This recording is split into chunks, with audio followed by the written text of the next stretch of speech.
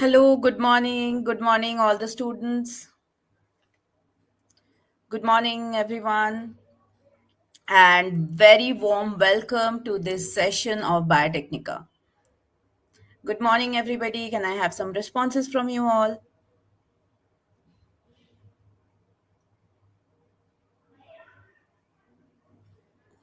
Good morning, Kanishka. Beautiful colors. Good morning.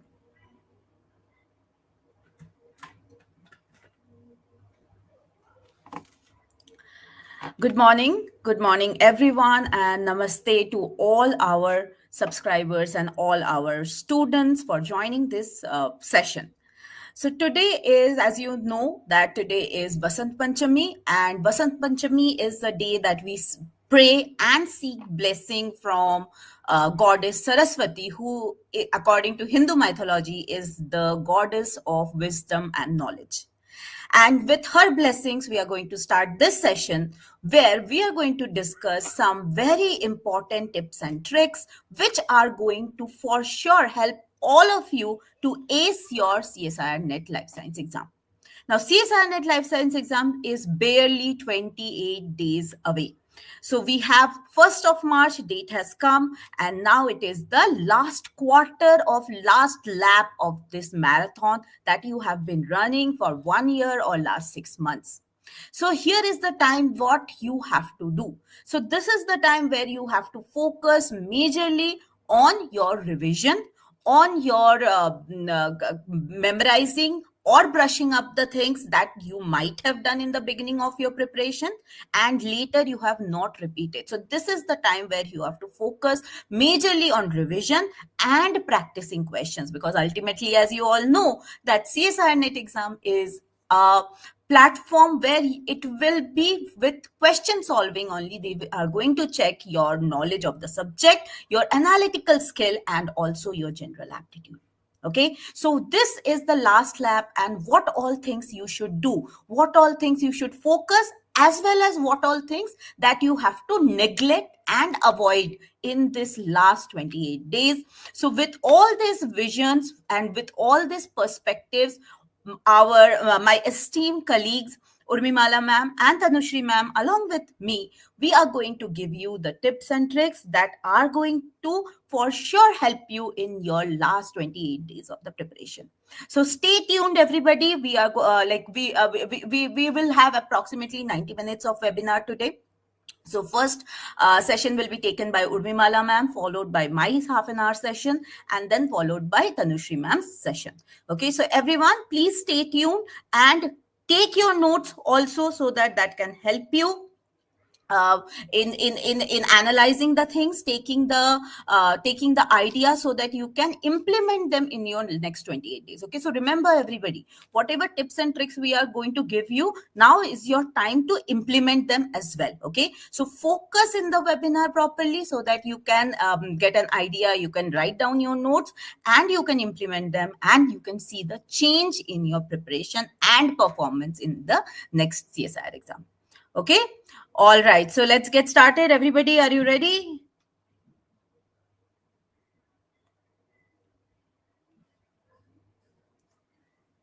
Yes. Can I get some, bring it on, some BIOs in the comment section?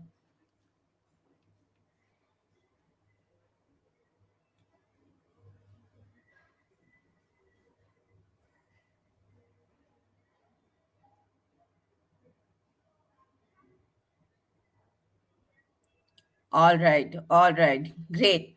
Okay. So I'm going to pass the control to Urmimala ma'am, and she is going to start our webinar today. Urmimala ma'am, over to you.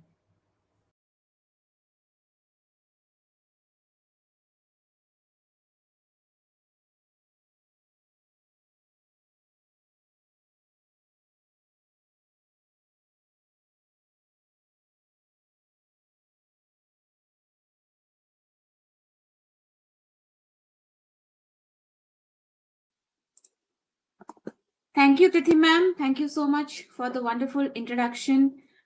And welcome everyone to my session. We are all here today for a purpose on this bright sunny day, at least in here. So what is the purpose? The only goal right now for this exam, the upcoming first March exam, the only goal will be you will not make the same mistakes which you would have made in the previous attempts. Many of you would be writing the exam for the first time on 1st of March.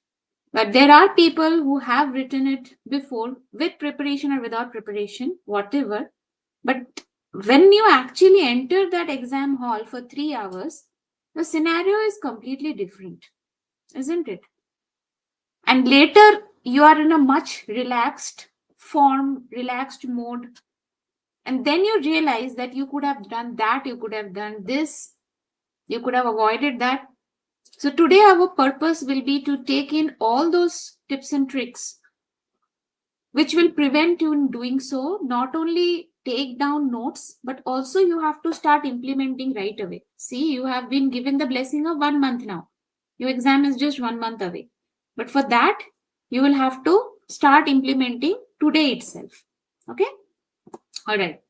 So my session will be understanding the question paper. You're going for a war. You would have seen in the movies which are on wars of previous eras, they will always have some strategy in their mind, isn't it? They will plan, they will come, teamwork will be there, how to win the war. So you also need a strategy.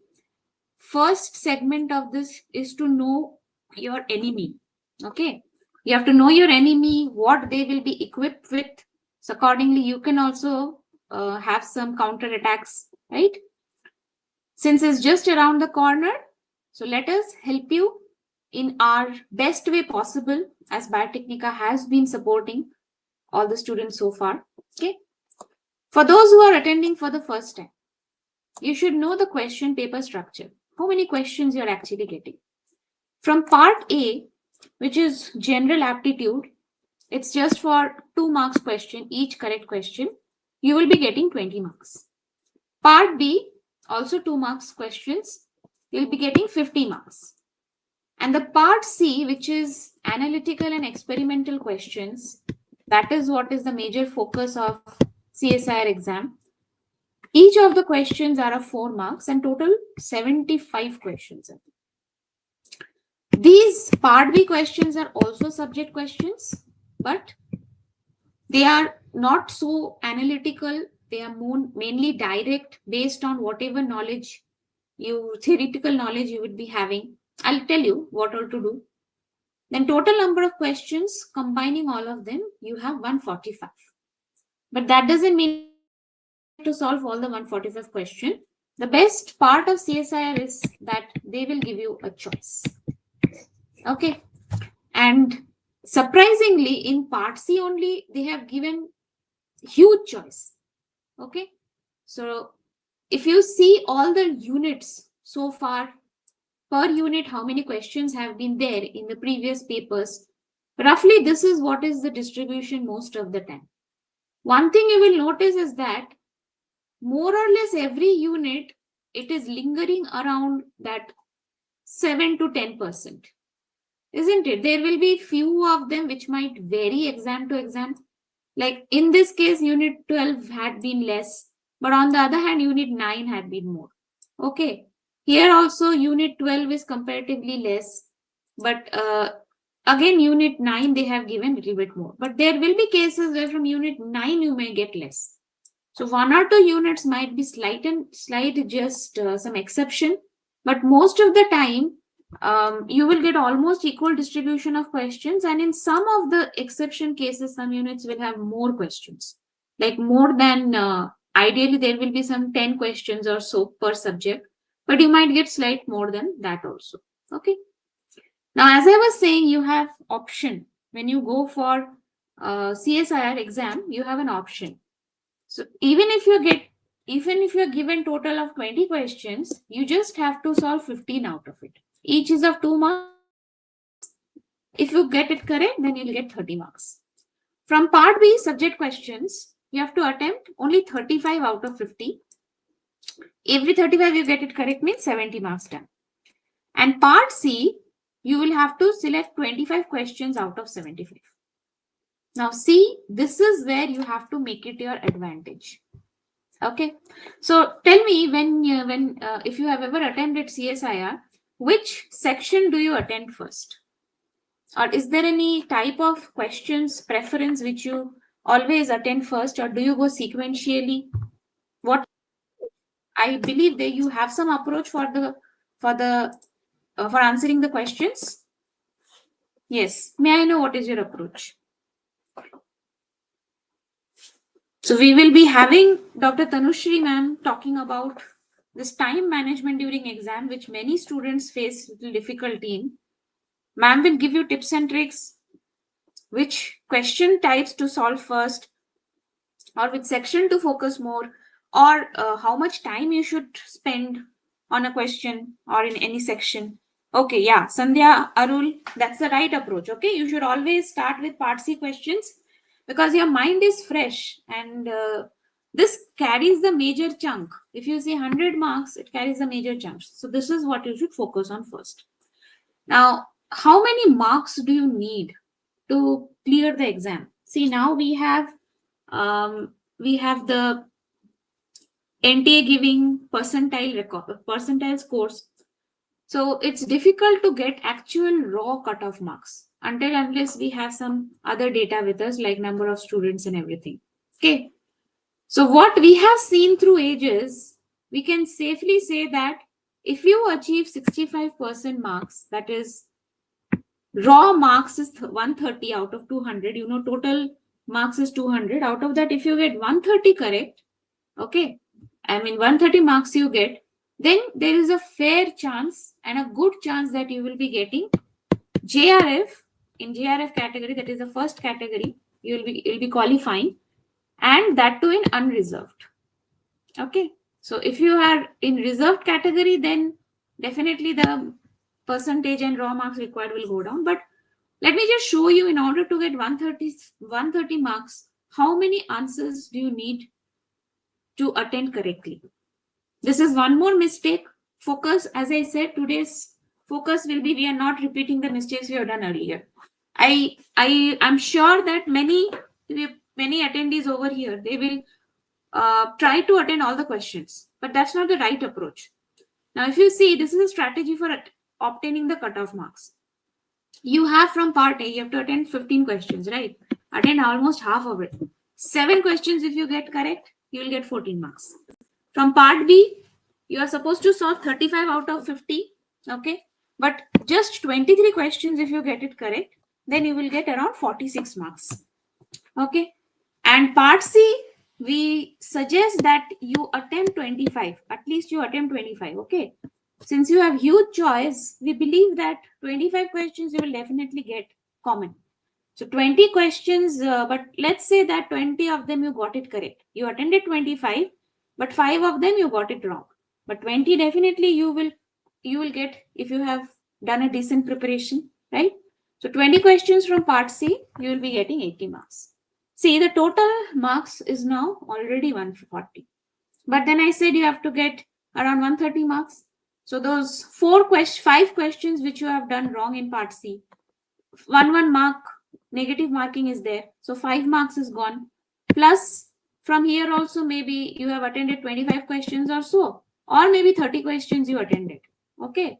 And 7 of them you got it wrong. So for their 0.5 for each wrong question. So 7 to 8 questions, if you have done it wrong, then 4 marks will be deducted. Okay.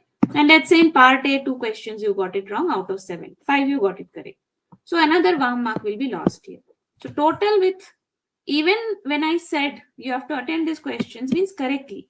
Maybe you have attended 7. Yeah, you can get 5 questions right. That will also be fine. Okay, 5 to 6 questions right. So you can try attending around 10 questions if you can. Here you try attending around 27 to 30 questions. And here you try to attempt around 25 questions. Then with even negative marking, you will be getting your required 130 marks. Okay, so this is what we call as a strategy, that you are going out there in the exam hall, you're going to search for your for the questions which you're familiar with from the parts which you have already prepared, And with calm mind, relaxed mind, you're going to solve them one by one. Do not switch the questions a lot. Some people will do that, okay? Yeah, you have a timeline. Ma'am will be talking about it more like 3 minutes. If you give for a particular part C question, 3 to 5 minutes. If it's taking more than 5 minutes, then you move. Okay, but at least first read the question. You could not solve immediately, you jumped into the next question. No, at least try to solve it, because in reading the question you're just wasting time. So time management is also a very important aspect. Do you agree with me or not? Yes. So what are the mistakes you've done before? Maybe you could not finish in time, maybe you skipped a question, you did not notice it, or you were too stressed, you were too anxious. Yes. Did you face all this before or not? Or made some silly mistakes of not noticing certain word in the question paper, like correct, incorrect, not, has, present, absent. This kind of words you have not seen, and that led to some silly mistakes, isn't it? Some people will also try to solve everything mentally, just in mind, without writing anything, without scribbling anything. Some people will do that. It's good that you are using your brain to the full capacity, but not in the three hours. That's not a good time. Okay, so that's why you people have to focus by writing whatever is given in the question. Try to draw a rough sketch, and definitely it will help you to get to the answer more accurately. So there are some types of questions which come in exam. Some are memory based. The types of questions, knowledge you will require. So people who are good at memorizing, it's their forte. Use it, and you have to identify, you have to analyze what kind of student you are. If you remember well, if you recollect well, then you have to score the most in such kind of questions. So there is a trick that you have to find out among all the questions. You have to spot, okay, this is a memory based question, I am good at it, so I think I'll be able to solve it there and there. Okay. Another one is conceptual. It's not that you will not get memory based questions in part C. There can be simple graphs where you'll have to just mark or match the following. So then no concept is involved. Okay, no experiment is involved. So first you solve those from your memory if you're good at it. But if you're good at utilizing your brain in more experimental questions, in that case you solve those questions first. So you cannot change yourself completely, but you have to do your best. You have to do whatever you can do best. Okay, so analyze what you're good at. And then another one is, see, conceptual again doesn't mean that experimental. Conceptual can be a certain process. Okay, maybe they are asking that what will be the effect of this, what will be the properties of this process. So it's like applying the concept. Okay, but analytical is they will purely give you some experiment result, and you have to infer some conclusions from that experiment. So those are completely different types. And again, since it's a all India research exam, that is why they test you in this area heavily, and that's what part C most of the questions are all about. So memory based, direct, no twist questions, clear interpretation. Most chances are that you will get them correct if you have had a decent preparation. Conceptual problems are based on the application of a certain concept. Requires a depth of preparation. See, CSIR, any graduates, regular graduates, they will face difficulty in attempting this kind of questions of CSIR, because you simply don't study in that much depth in college. Even if you are a topper, still you will struggle. Even if you have studied very nicely, still you will struggle to go to the depth core concepts with CSIR targets. Okay, so your preparation only has to be on a next level. Then analytical questions may be in the form of experiment result from which conclusions must be inferred. And this again, don't think that, okay, I infer well, I can conclude well, I am good at experiment, I have research knack inside me. But still, when it comes in the form of a question and in 3 hours, it requires lot of practice. Okay, so it is important to get familiarized with the type of questions. Okay, here are your types of questions that mostly you will see scattered all over the paper. You won't get anything different than that. So one is the trends. You have to understand trends and patterns, the data analysis. What are the predictions? How many match the following have come recently? Have they come? Or recently, has there been questions on mode of enzymology? Pedigree question, are they giving in every exam? So these are trends and patterns you'll have to understand by going through the previous year question paper. So most of this work we are already doing for you. Yeah, that's why we are letting you know what is the trend and pattern. Okay, you just have to follow it. The next thing is you should be mentally aware and you should have confidence. The reason why we need to know what type of questions come is because you will be more present. Okay, suddenly a question format is given which you are not familiar with. To understand the pattern itself, you will face difficulty, like what exactly this question wants. Okay, but if you follow the trends, previous year questions, then at least there will be less surprises. You can focus on solving it rather than just to understand the question. And the third one is directed and channelized preparation. If you know what exactly you're preparing for, you'll be able to relate more when you are preparing. So that will lead to a directed and channelized preparation as well. So here are your top type questions. First is correct, incorrect. Everyone knows that. But you should be very careful of the combinations. I'll give you some examples. Questions on arranging, ordering, some process or technique. They will ask you to arrange either in increasing order or in decreasing order. Match the following questions, and numerical type or formula where you have to apply a formula. Michaelis Menten, Hardy Weinberg, any type of particular formula has to be applied. Fifth is graph-based questions. They can ask you components of the graph, or they can ask you which graph is correct for a certain theory. Any of these diagram-based pathway questions, they can ask you to label those. I mean, what is, they will mark A, B, C, D, and they will ask what is this. Okay. Pathway questions, they'll give you a picture of a, let's say, feedback inhibition pathway. What kind of inhibition is happening here? This kind of question. Table-based questions. You may have to calculate something out of the table, or they might give you some experiments, observations, and seeing the results you have to conclude. So it can be a table based thing. Experiment result analysis technique application, that's what the core part C is. And mutational phenotype, this is also kind of same, but the difference is that to solve this you also need some of the concepts as well. Means some memory based concepts also may be required, because if they're talking of a certain mutation, then you should know what is the function of that gene. Okay, it should be very much clear in your head, then that function will not take place properly. And also aptitude questions. So why I have segregated here the different type of questions is because when you see a question, it will ring that, okay, this is the approach I have to follow. I'm going to tell you some points also how to approach and solve this type of questions. So it will ring in your head, okay, this type of question, these things I should take care of. Okay. The first one is correct, incorrect type of questions. They will give you a question body in which some statements will be given. Here 4 are there, but it can be more than 4 also. Be prepared for that. Okay.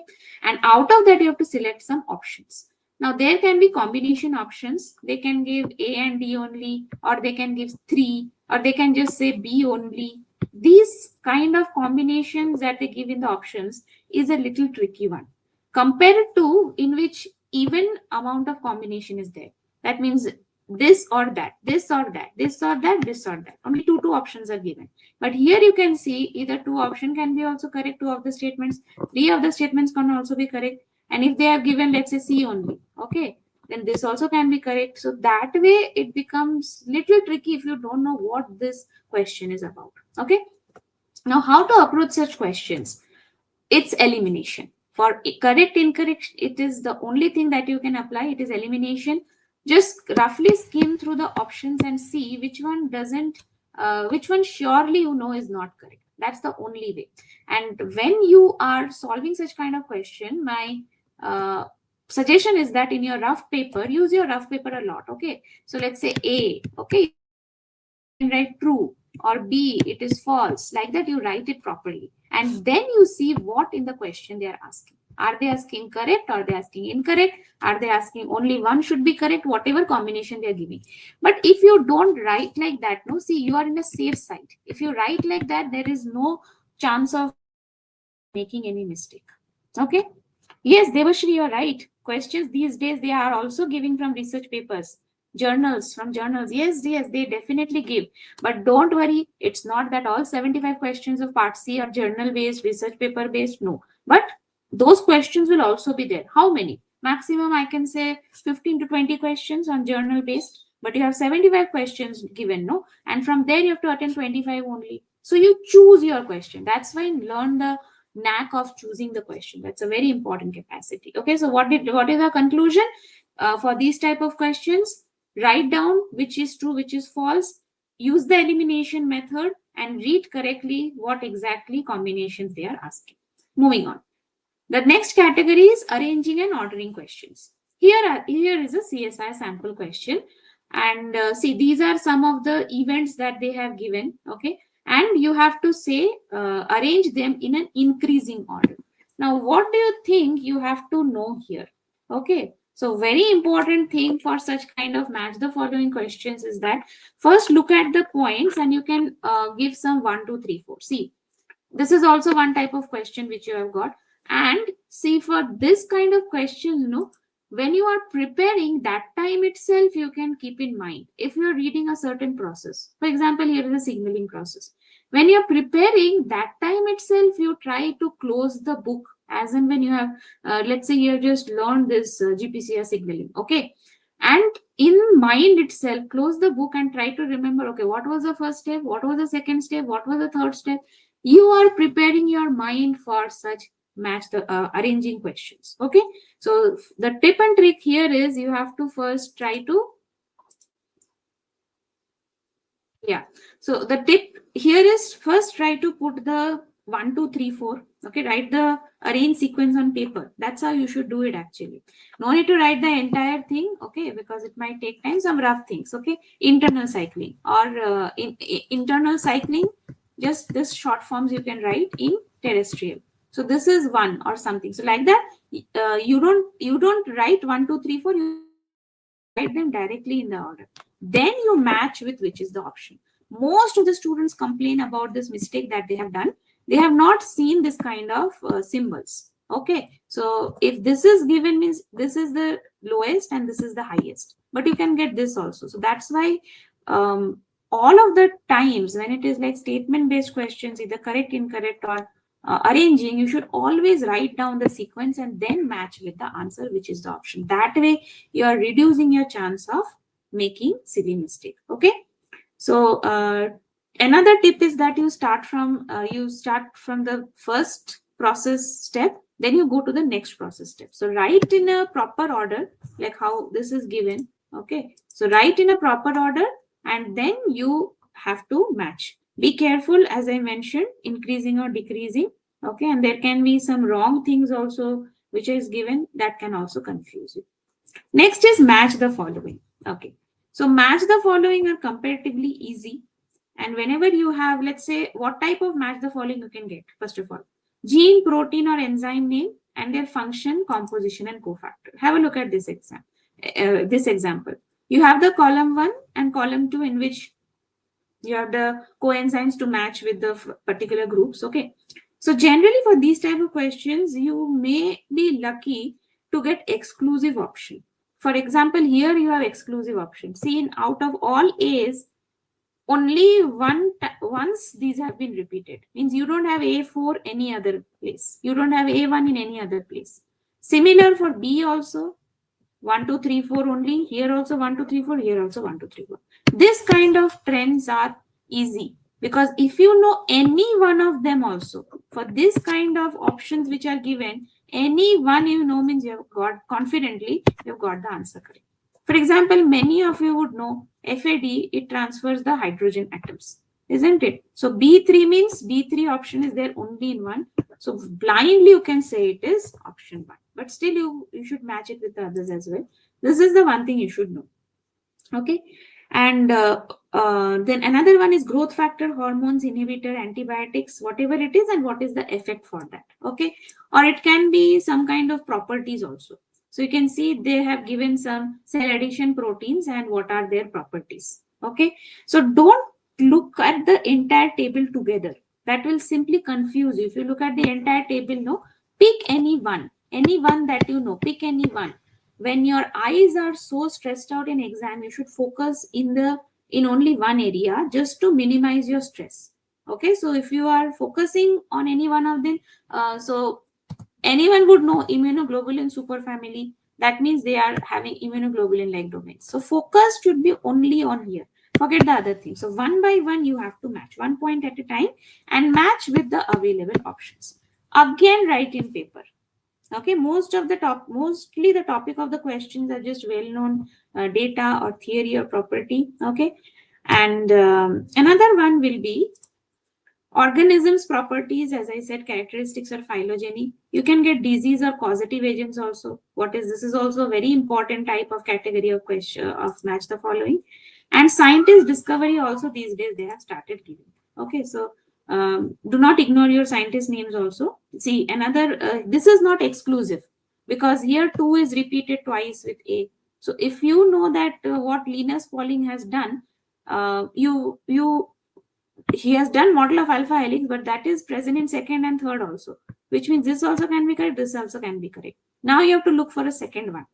Okay, so that way you should watch out for the when you have to choose any question. If you have the option of choosing this question with this kind of options, or you have the option of choosing this kind of question with the exclusive options. So your better choice, if you don't know any of them and you want to take a risk, a better choice of risk will be this one. Okay, just some things which have worked out in the past with students. That's what we are trying to pass on to you. Okay, and you should always be careful about confusing match questions. Okay, so watch out for the tricky ones. What is tricky over here? See, A will be 1 and 4 both, and that to column X has only 3, column Y has so many. So there is a multiple possibility. If you don't know this kind of match the following, you will see that okay, it is match the following. There is less chance of making mistake, but if you attempt, you may end up losing marks in negative marking. Then this one, not just one table you have to match. Okay, 3 tables, you have 4 tables you have to match together. So this is very difficult to perceive in exam when you get it. Okay, so for this, the best way is to pick up each of the option and then consider if it is correct or not.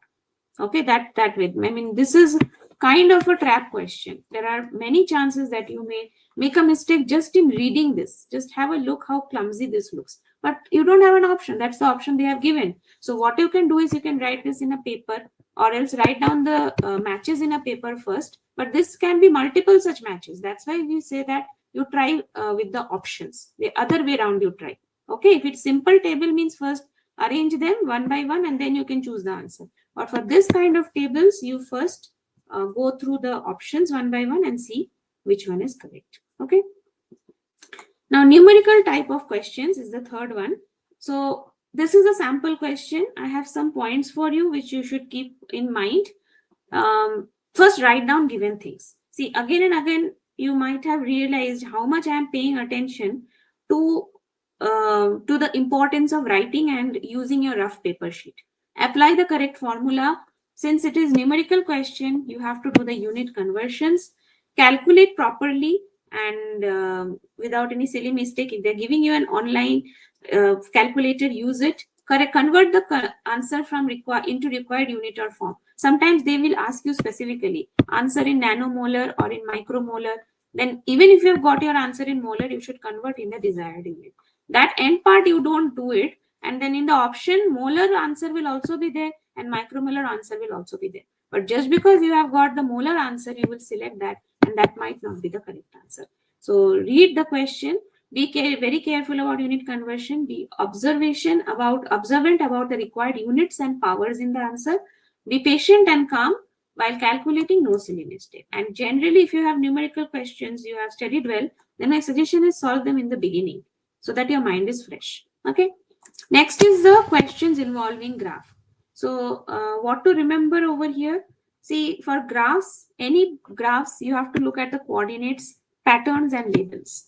For example, here, the first one is SDS page, second one is fluorescence spectra, and in fluorescence also what they have taken here. This kind of the pattern also you have to observe. If they are giving multiple lines here, you have 2 curves over here. So each one of this curve represents what? So the labels also you have to see these things, then only you try to solve the question. Make the correlation between the text and the graph. First you look at the coordinates and then you make the correlation. Link the question with the underlying mechanism. Okay. Then the questions which are based on diagrams. See, the only thing which you should take care in case of diagrams is that observe all the components in the diagram, don't miss anything. So for this, as I mentioned to you, they have given some enzymes and what exactly they do. Okay, these are quite easy, not so much difficult. But if you don't know the concept, then do not attempt, try to attempt it by guesswork, this kind of diagram based questions, because even if it looks very obvious to you, the answer may be different in case of diagrams. Okay, so diagram based questions, only if you know, then only you try to attempt. Okay, this is one more question. So you can see you have to, these are what are the patterns and their labels. Okay, what does this mean? What does this mean? Dots mean. So first you have to understand the pattern. Then only you can match the diagrams with the respective ABCD options. Right. Next is table-based questions. So in table-based questions, read the rows and columns. Table means rows and columns are very important. Sometimes if you don't notice, they might have reversed some of the, exchange some of the concepts here. Okay, so in that case, you have to read it properly. They can even say C, A, B, D. They can exchange like that also. But in questions, they will ask you, so you have to read the rows and column. Don't forget to read the description in the question. Some people directly start with the table, but first see what is being asked, what exactly they want. All data provided in the table might not be required to solve the question. This is your golden point over here. You might think to use all of these concepts, but not needed. Some may be just the data they have provided, but you don't need it to get to the answer. Okay. Next one is experimental result or analysis. So you can either get some blotting techniques result or some microscopy. Like last year there was a question on counting cells. So they have given a grid-like question on the microscopic view, and you have to count the cell numbers. So such kind of experimental questions. What points you have to keep in mind here? Thorough concept behind the question topic. You have to know that. And generally, when it is experiment, remember that don't think stereotypically. That this was the experiment, similar experiment I have learned in book also, I've read in book. It doesn't necessarily mean that it will have the same result here as well. Okay, this might ask something, some on other perspective. Okay, so and you have to put attention to detail. Draw a mental image or rough diagram. Experimental questions work very nicely if you draw a rough diagram, if especially if it is transplantation question. Okay, from where to what it has been transplanted, or which mutation has occurred, or what is the result. So a mental or rough diagram will always help. Draw flowcharts of the steps performed. If it is an experiment, such steps are done, right? Especially when it is a protein treatment. So whether DTT is used, reducing agent, what does it do? If they're using proteolytic enzymes, chymotrypsin, then what is it doing, and on what sequence they have been added? So what of account of all that has been done, and in what sequence, write down in paper. Clear picture of what the technique can do or cannot do. So here is a sample question. You can see these are all the first you have to study the diagram. Okay, left border, right border, you already know that, still they have given. And this part you have to study. This is what is the body. In experimental questions, you have to focus on this part. Otherwise, never try to solve without reading this part. Okay, some people directly try to do that. Then transplantation, mutational phenotype, you can either get it in developmental biology or immunology, or else, so mostly in this only you will get transplantation, but in genetics also you will get mutational type of questions. So what to keep it in mind here, pay attention to what type of mutation has been done. Okay, whether it is loss of function or whether it is gain of function. That is one common mistake that people will do. Gain of function means the overexpression will be there, and loss of function means that the particular gene is not functioning. So then you have to think what will be the result. Okay, don't keep any preconceived standard mutation transplant results. As I mentioned, this can be asking for some other thing. And be observant about the donor and recipient, especially when you are doing some experiments like this, which is the host cell and which is the donor cell. They might ask you what is the effect on the host cell, or they might also ask you what is the effect on donor cell. So effect of donor cells which have been transplanted, either that or effect of donor rest of the embryo. So these things also, attention to detail, you have to keep in mind. Like you can see this antenna pedia type of question. Understand what has been done. Okay. Recollect what is the role of the gene or the cell or the regions. Think about the effect or its presence or absence. And preparation tip is make columns of genes, cells, and functions. So that is during your preparation time for such kind of genes. It's best that you make a table that this gene is involved in this type of function. Aptitude questions, how to handle time management. Yes, so maybe 15-20 minutes you can keep for last for aptitude questions, and there also prioritize based on difficulty. Start with easier ones. See, I'll show you this one. This is a very easy question. This hardly requires any knowledge of formulas or anything. It's just logical reasoning. As I told you, some 6 to 7 aptitude questions you have to get it correct in order to get to your cutoff marks.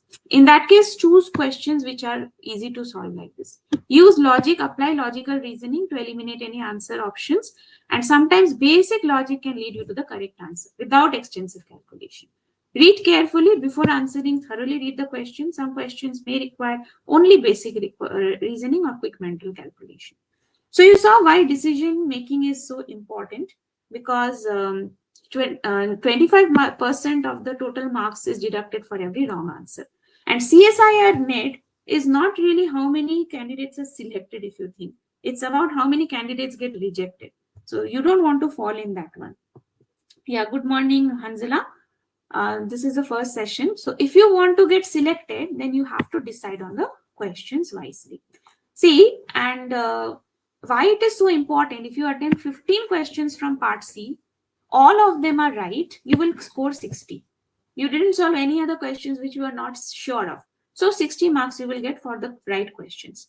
But let's say you went little ahead and you solved 20 questions, but 5 of them you got it wrong. So in that case, you will score 55. While it makes sense, okay, but in part C, but if you don't know anything about the question, then I will say do not attempt it. Don't attempt questions that you're not very sure of. In part C, we just want to take the risk, because if at all those 5 questions get correct, then I'll get 5 into 4, 20 marks straight away. So that risk you can take, but not for the topics which you have not even prepared. Okay, you have to choose from what at least some things you know about. A wrong decision will cost you your qualification. So it is all about good planning, risk, and strategy. Now, how to scan the question paper and find the easier question? See, in CBT mode, you don't have scan option. So in the question paper, you can't search. But there are ways available to mark the questions. Like in NTA, you should be aware of it. What does this labels mean? Red means you have not answered the question. Green means you have answered the question. Those things I think Tithi ma'am will be talking about a little bit about it. Okay. And you are advised to take a quick look at all the questions and then mark. Okay. So you have calculated the required number of questions beforehand only. So quick look means in the paper, for example, this is the first question. You are just reading it here. Okay. Or else if you see this one, 70 you have not answered but seen. 71 you have answered but marked for review. Question 72 you have answered, and question 73 is the one which you have on the screen, and the rest of them they are not even seen. So like this color code will be present in CSIR exam also, NTA platform. So before going to exam, familiarize yourself with this kind of labels so that again no surprises. Learn the art of identifying easy questions. These are some of the easy questions. Direct, no thinking, and they are practically the basic things which you would have already learned even in your graduation. Okay, so target those questions, especially in part B, which are easy to solve. Do not fall into the temptation. Have a look at this particular question. See, this one, the question is tempting as all the names given in the options are part of DNA repair mechanism. So we might end up selecting these combinations, okay, by repair pathways. We may end up selecting these combinations given in ABC. But here we need to look carefully at that part of the question which says errors which are not corrected by proofreading activity. So this indicates we need to uh, look for a repair system which works immediately during or after application.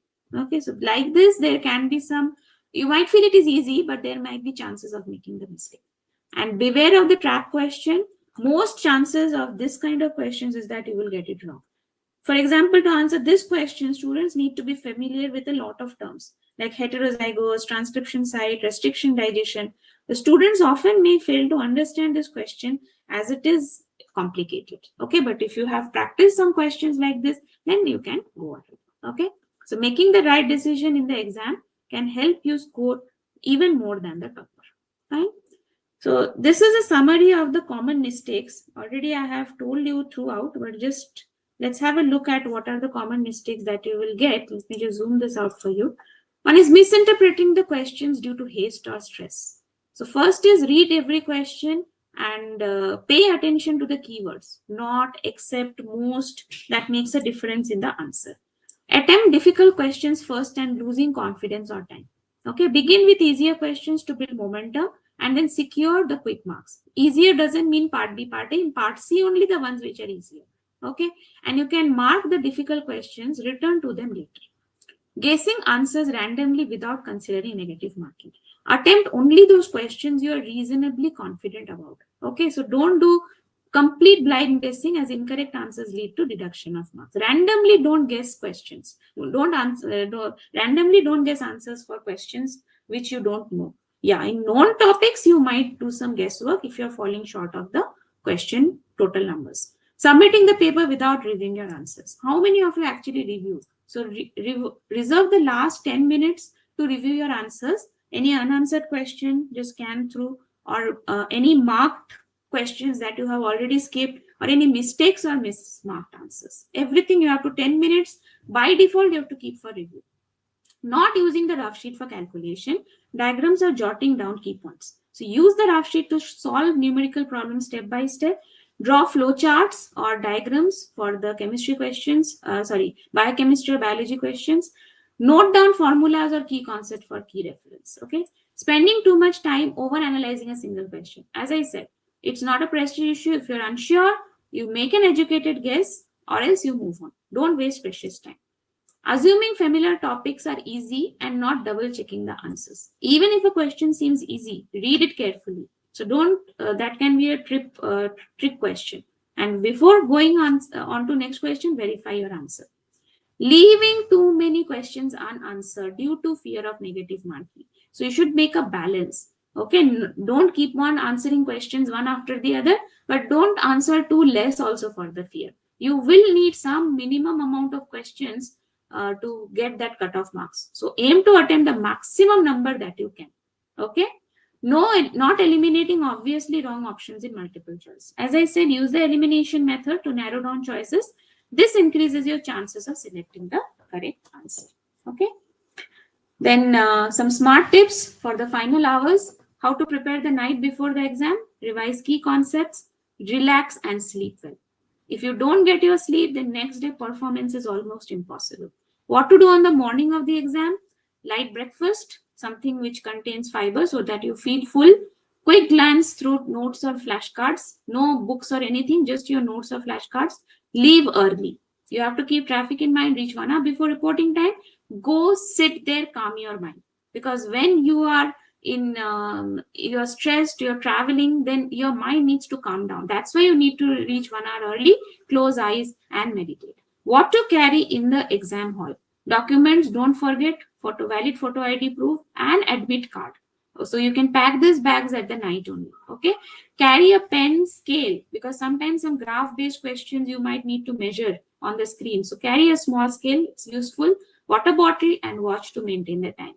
And final tips for the 3-hour exam: stay focused, don't look here and there what others are doing. Prioritize accuracy over attempting too many questions. They should be correct. As I said, don't just randomly keep on solving questions. Move on if you're stuck. It's not a prestige issue. Keep the momentum going. Take risks only when desperately needed. As I said, if you're falling short of questions, you don't have to attempt every question from your studied unit. I have prepared unit 1 with a lot of hard work, then I should attend all the questions that have come from unit 1. No, if you don't know it, nothing at all, leave it. No need. Know when to stop. You have to control your greed. The race has begun, students. Every second counts. You don't want to be left behind. So if you are preparing seriously for your CSIR exam of next batch, then join the Lakshya batch. You will also get free molecular biology internship with that, apart from all the regular course features that our curriculum has. Call on the toll-free number or an office number tomorrow. Thank you. That's from my end. Good luck, everyone, with your exam. Do your best. Over to you, Tithi ma'am. I pass on the controls to you.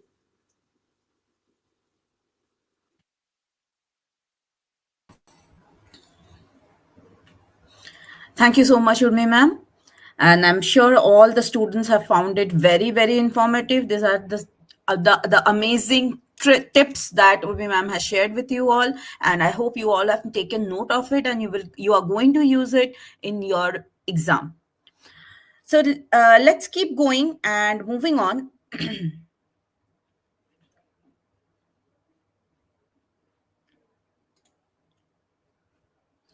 Yes, so now in this particular session, we are going to talk about some test taking strategies. Okay, so how exactly you are going to, what all things you are going to do during the exam. Okay, how to analyze the questions during the exam, how to check the questions during the exam. So, all of that we are going to talk in this session. Okay, so stay tuned, everyone.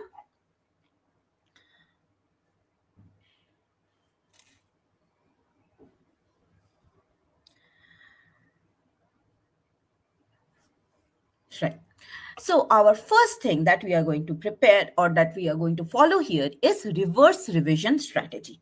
Okay. Now, what is this reverse revision strategy? See, by reverse revision, when you are doing revision, so like how you have studied the topics in that same order, you are doing a revision. Okay. But when you are doing a reverse revision strategy, then you are following the pattern how questions come in the question paper. Okay, so for that you should have a good idea about what kind of questions come in the paper, so that you can focus more on the topics which are which are of more weightage. Okay, see, CSIR officially they don't give any such statement about weightage and what are the important topics, nothing like that. But when you analyze the past 10 or 15 years paper, you get a very good idea about what are the topics from where more questions come, what are the topics from where the tricky questions come. Okay, so when we are doing reverse revision, our first strategy will be to start solving previous year papers. Okay, now when you are solving previous year papers, you will not only solve the paper, but once you have solved, you also have to analyze. Okay, now what kind of analysis you will have to do? So when you are analyzing, you have to check what are the questions that you are able to answer correctly. Okay, and that also in the first attempt, or that also in a lesser amount of time. What are the topics where what were the questions from the topics, like you were feeling confused, okay, and you had the dilemma whether to go for it or not, and what were the topics where you are not able to answer the question at all. Okay, now once you have identified these topics, next thing will be to work on your weaknesses. Okay, so what are your weakness? The topics that you are not able to answer at all, as well as the topics from where you were you were facing the confusion. Okay, see, if you're facing confusion, means there is some lack in the understanding and applying that concept in solving the question. Okay, so you have to work on that. So once you have identified your strengths as well as your weaknesses, okay, so your main job will be to work on your weaknesses. Okay, now when you are working on your weaknesses, okay, so suppose there's a topic from developmental biology, like let's say ABC flowering model, questions come from there and you are not confident, so you start revising that. Okay, but if you start revising that, that does not mean that you will not revise spectrometry from unit 30, because that also is an important topic. You are confident in that right now, but if you're focusing on one of the areas which is your weakness, that does not mean that you will overlook your strength. Okay, so you have to create a balance, work on your weaknesses, plug it, but at the same time keep your strengths. Okay, they cannot turn into weakness. Okay, that should not happen.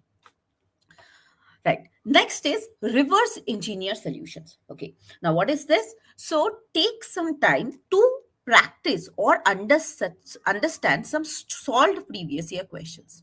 Okay. So, when you are analyzing those solved previous year questions, so you will know that how to approach a question, how to break it down, and what are the important steps in solving it. Okay, see, the chances are very less that you will get the exact same question in the paper. But why do we study, or why do we study our history? Okay, so that we learn from the mistakes that we have done in our past and we don't repeat it in the future. Okay, so when you are solving this, when you are understanding the solution of this solved previous year questions, so you will get an idea that if this kind of question comes from this topic or from a different topic but with the same kind, okay, like a graph is given or a table is given, how to approach it, how to break it down, how to analyze it, and how to reach to the correct answer. Okay, so analyzing this solve previous year question, understanding the steps from it is very, very important. That builds clarity on your problem solving approach. Okay, now for this, yes, definitely you can take the solved previous year questions from Google. You can start, you can look for it. There are different books also which are available where the question paper along with the solved solution, okay, not only the answer, the solved solution is also given. Definitely you can practice that. Apart from it, in Biotechnica we are running Brahmastra series in YouTube every day, Monday to Friday, 6 to 7 p.m. So in Brahmastra series, our different faculties are coming online and they are discussing questions from different topics of the syllabus. Okay. And also, like, we are publicizing it one day before as well on our YouTube channel. So you get to know what topic will be discussed in tomorrow's session. So accordingly, you can prepare and come. Okay, so we are discussing questions. We are taking especially difficult, most difficult part C questions from the previous year papers and solving for you completely free in YouTube channel. Okay, so please join those sessions. That will help you in understanding the question, how to approach them. Okay, so from all the topics we are doing it. In case you have missed it, no problem. You can log into YouTube anytime and watch those also. Okay, see guys, this is the last, as I told you in the beginning only, this is the last quarter of the last lab. So stop doing your social media. If you feel like browsing, browse this thing. Okay, browse YouTube channel of Biotechnica, study the Brahmastra series, learn from it, and apply it in your question solving sessions. Okay, right. Next is work on. So once you have understand like how to solve the question or how to approach this kind of questions, once you have identified your strengths and weaknesses, now work on your concepts. Okay, and once your concepts are good, okay, now you have plugged your weaknesses, you have strengthened your strengths further. Okay, you have understood how to approach a difficult kind of question. Okay, once everything you have got it correct, now is the time to work on accuracy and speed. Okay, see, in CSIR exam, definitely speed will be an important factor, but just random speed you cannot work. You have to work with speed and accuracy. Okay, so as Urmi ma'am told you, that if you are randomly just taking questions, all questions you are solving, then the chances are high you will get it wrong. Okay, and you will lose more marks in negative marking. So definitely not doing it. Okay, you have to work on your accuracy as well as speed together. So once your concepts are completely good, now this is the time when you start practicing more question papers. Apply whatever you have learned from your previous question paper solving session and then work on the accuracy and speed. Okay, so if you are solving a particular question in 3 minutes, try to solve it in 2.5 minutes. Okay, every 30 seconds you are saving. Okay, that is going to be a lot at the end of the paper to analyze and to revise how you have answered the previous questions. Okay,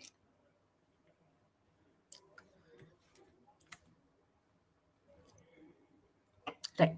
Now moving on, smart question selection strategies. Okay, so during the exam, you have 3 hours time, you have 145 questions in front of you. Now how do you select which question to answer, which to skip, and how to approach that? Okay, so very first thing will be to take 5 minutes, just skim through the paper. Okay, just skim through the questions. You don't have to read the whole question, just skim through it. Okay, just the keywords. Okay, and on the basis of that, you can categorize the questions into different difficulty level. Okay, easy, moderate, and difficult. Now that is going to vary from person to person. Like the exact number or exact percentage will going to vary from person to person, because depending on what topic you have prepared, what you have not prepared. Okay, but see, in a general question paper, okay, the usual distribution will be, there will be 30 to 40% questions which are easy.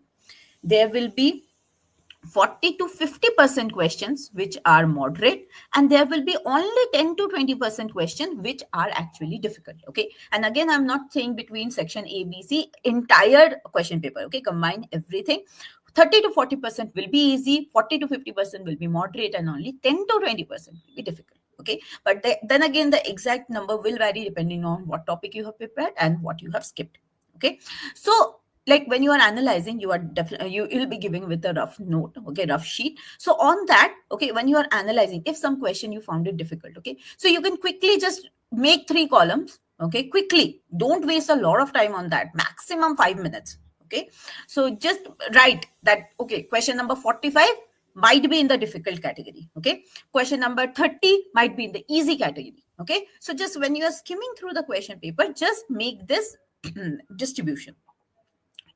Now, when you are starting to solve the question, start with the questions like solve at a glance question. Okay, now what are the solve at a glance question?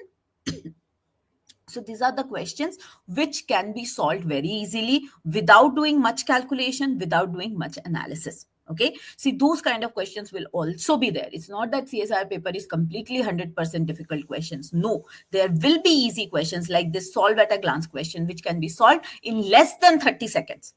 Okay, so those are the questions you have to identify and solve first. Okay, and now when you are just starting to solve the paper, avoid any question which looks lengthy or which looks that you will get stuck. Okay, avoid, completely avoid right now. First thing, solve the questions which are the easiest to you, which you can solve in less than 1 minute.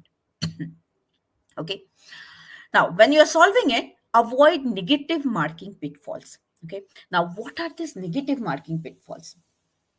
So negative marking pitfalls basically are the questions where you have no idea and you are taking complete guesses. Okay, so do not ever take a question where you have to do complete guess. Yes, sometimes you will have to take a guess, but that should be a calculative guess. Okay, where the chances of getting it correct is more than 80%. Complete guess, not at all a good idea to take in any exam where there is negative marking. Okay, so skip those questions which are on complete guess here, and attempt only when you are confident in at least one or two options being correct.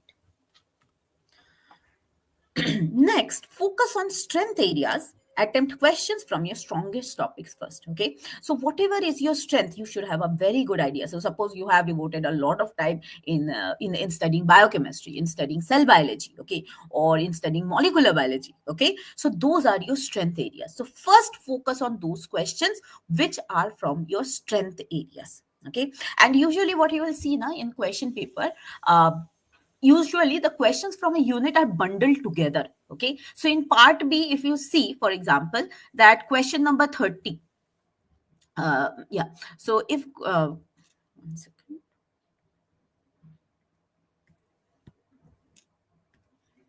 So if question number 30 is there, okay, and question number 30 is from unit 5.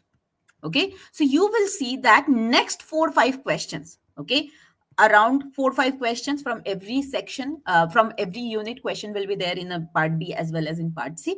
So around 30 to 35, all these questions will be from unit 5.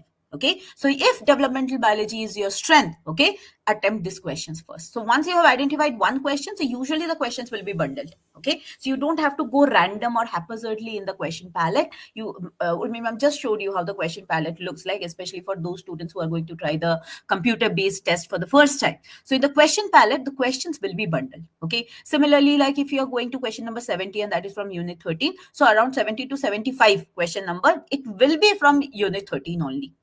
Okay, so the questions are bundled.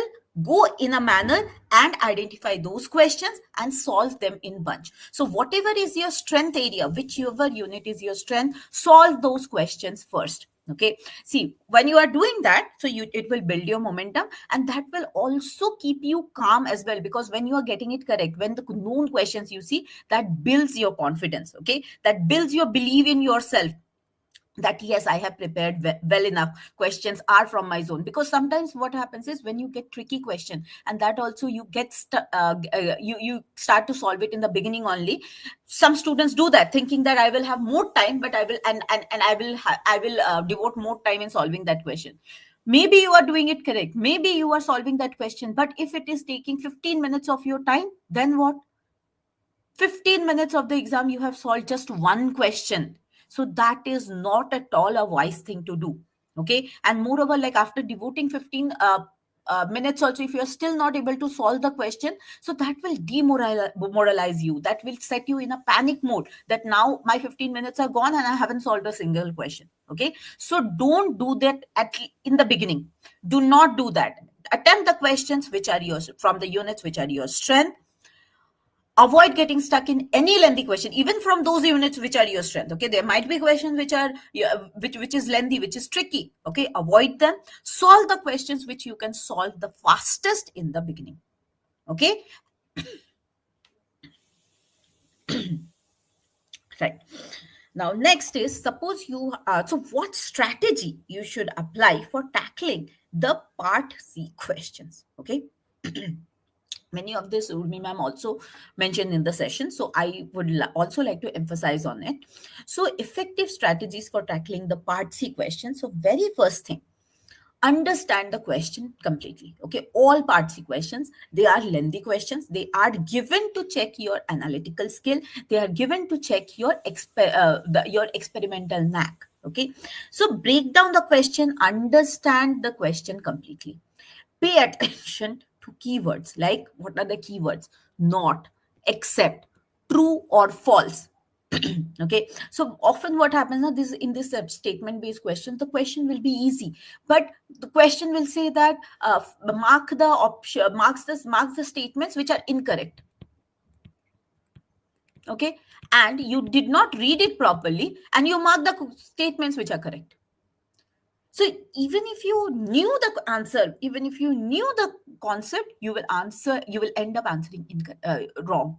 Okay, so these are the keywords. And in CSI paper, they it's not that they try to trick you in this. They will write it in cursive, they will write it in capital, all capital. Some part, some of the question paper, they can also mention it in bold. Okay, so it's your duty now is to understand and to remember that these are the keywords that I have to keep in mind while answering the question. Okay, so practice that you keep complete focus on these keywords wherever they are mentioned in the question. Okay, now many questions when they give you, so they can be vague. Okay, like many things can be related to that particular question, you don't know in which direction you have to think about the answer. Okay, now here is the biggest benefit of MCQ, that you get options. So when you get options, you get an idea in which direction you have to think. Okay, so take clues or look for clues in the option, that will help you in excuse me, that will help you in narrowing down the area that you have to focus on in solving the question. Okay, now once you are done, once you have understood that which direction you have to think about, next will be that solve the question in parts. Okay, see, for part C questions, they are lengthy questions, but always solve it in parts. And after solving, like what is the benefit of solving it in parts is that after solving every single part, look at the options. Okay, and eliminate the options which you think are not at all possible. This sequential elimination is extremely important, and I feel that it's a very good strategy in saving time as well as getting your answers correct. Okay, but there is something that you have to remember. There's a catch here, that when you are eliminating the option, don't eliminate an option if you are 60% sure that it is not possible. Eliminate an option only when you are 100% sure that it is not possible. Okay, 60% surety with that, if you eliminate, most probably you have eliminated the wrong option. Okay, maybe that is possible. So eliminate an option only when you are 100% sure that that is not at all possible. Okay, so with that, you have to keep solving the question in part and look for eliminations. Okay, so eliminate an option which is not 100% possible, and in that way when you are doing so you will see in many questions, okay, not in all, but in many questions you will get to the correct option without solving the whole question, without even whole question solution is not required in this elimination. So suppose you eliminated one part, okay, then you check the options, two of the options not possible, eliminated. Okay, left with two more, you solved another part, okay, again one option got eliminated, now you are left with only one correct answer, right? You have eliminated all the three wrong options and you are left only with one. So now just check that option which is left whether it is possible or not. Okay, join it with the concept that you already know, okay, about the topic, and you will see that if it is possible, then you have saved time, you did not have to solve the whole question, still you have got the correct answer. Okay, so this is a strategy that you should apply, but it needs some practice. Okay, you cannot apply it directly on the exam day. Chances are high that you will start eliminating options on the basis of your 60 or 70% surety. That will not work. You need 100% surety. So now is the time, guys, when you are solving question paper, this is the last lap in this. When you are solving question paper, apply this strategy and see whether it works for you or not. Okay, so if it works for you, then only apply it during the exam. It might not work for you, like it works for me, and I know that it works for many other students. But if it does not work for you, very well, skip it, you don't have to follow it. Okay, but apply it if that works for you. Okay, but how will you know whether it works or not? So you have to apply in this part when you are solving questions, solve it using this strategy and see whether you are able to apply it correctly or not, whether it is saving time for you or not. Okay, and then only try this strategy or do it during the exam, but you have to have a complete practice of it. So practice from today. Yes, everyone, do you agree with me? Are you going to try this elimination, this sequential elimination process, solving the questions in part and eliminating options?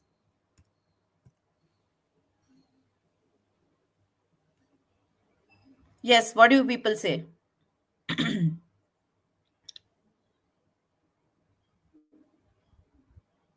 Yes, Kumar, very good. Okay, so try it and see whether it works or not. Okay, and if it doesn't work in the first, so you can also modify a little bit according to your understanding, your comfort, so that this strategy works for you. Okay, I'm telling you, if you get a habit of doing this strategy, it is going to save a lot of time for you, and time management is a very important thing for CSR exam.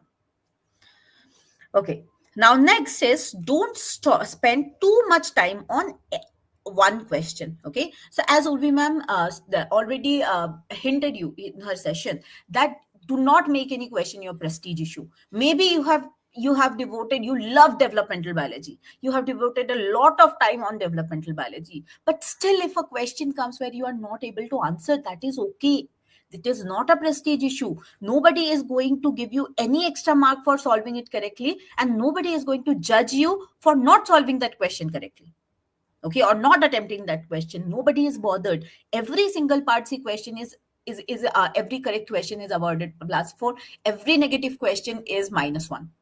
Okay, so remember that, do not spend a lot of time, do not waste a lot of the precious time, exam time, during in one question. Okay, so set a time limit for each question, and for this, in this direction, Tanushree ma'am is going to help you in the next session, where she will give you a clear directive how much time you should spend, or what should be the range of time that you should spend in every part B or part C question. Okay, so she will help you there. Now, next, if you are not able to answer, okay, make use of this mark for review feature. Okay, see, especially for those students who are attempting the computer based test for the first time, there is a feature like this. Okay, so I'll just show you the palette here. So Urmi ma'am already have shown you. So this is the question palette. Okay, so your question will come here, and this will be the analysis. Okay, so how many questions you have visited, the not visited questions will be marked in gray, red one will be for the not answered, green one will be for answered. Now purple ones are the one. Okay, so this purple means marked for review, Purple for with green will be answered and marked for review. Okay, so this mark for review feature is very, very important. Okay, so when you are not sure but you want to try that question, just mark it for review and move to next. Okay, this is the place where you have to click it here, mark it for review, move to next. Okay, and see, suppose this is question number question number 4. Okay, you have marked it for review, so this here will come as purple. Okay, so here only it will come as purple. So let me show you. So if question number 4 you have marked for review, so this will come as purple. Okay, so that at later point of time when you are analyzing, when you are revising your paper, so you can come back to this question. Okay, so whatever questions you have marked purple, so you can come back there. Okay, now if there is a purple along with the green, okay, so if there is purple along with green, sorry, yeah, so it will come as here. Okay, that means you have answered it but you are not 100% sure and you want to come back. Okay, so you have done it at save and mark for review. So you answer and then save and mark for review, so that will come as like this. Okay, so later any point of the time you can select between the questions in the question palette given here to jump to those questions. Okay, but do not do a lot of jumping. First, with your calm mind, analyze the questions, solve the easiest one. Okay, solve the questions which are from your strengths, from the units which are your strength, and where you are not sure, keep marking it for review, and also keep time at the end of your paper so that you can revisit these questions. Okay, so it's not that you marked it for review and later you forgot only. You have to keep time. Okay, last 15 minutes, 20 minutes time, allot it, that this is the time when I will start looking for the questions where I have marked for review. Okay, so this is how the question palette will look, and that is how you should do it. Go ahead with it.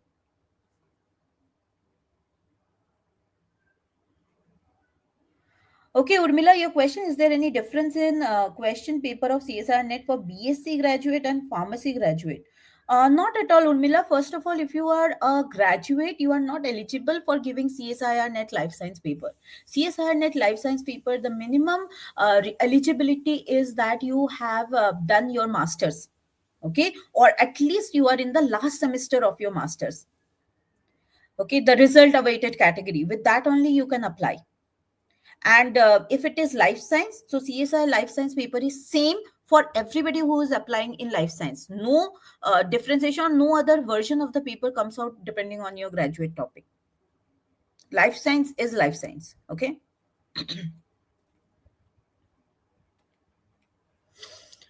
Right. Now, what should be your approach if you are tackling tricky and time consuming questions? Okay. So, first of all, should be that you break it down. Break down the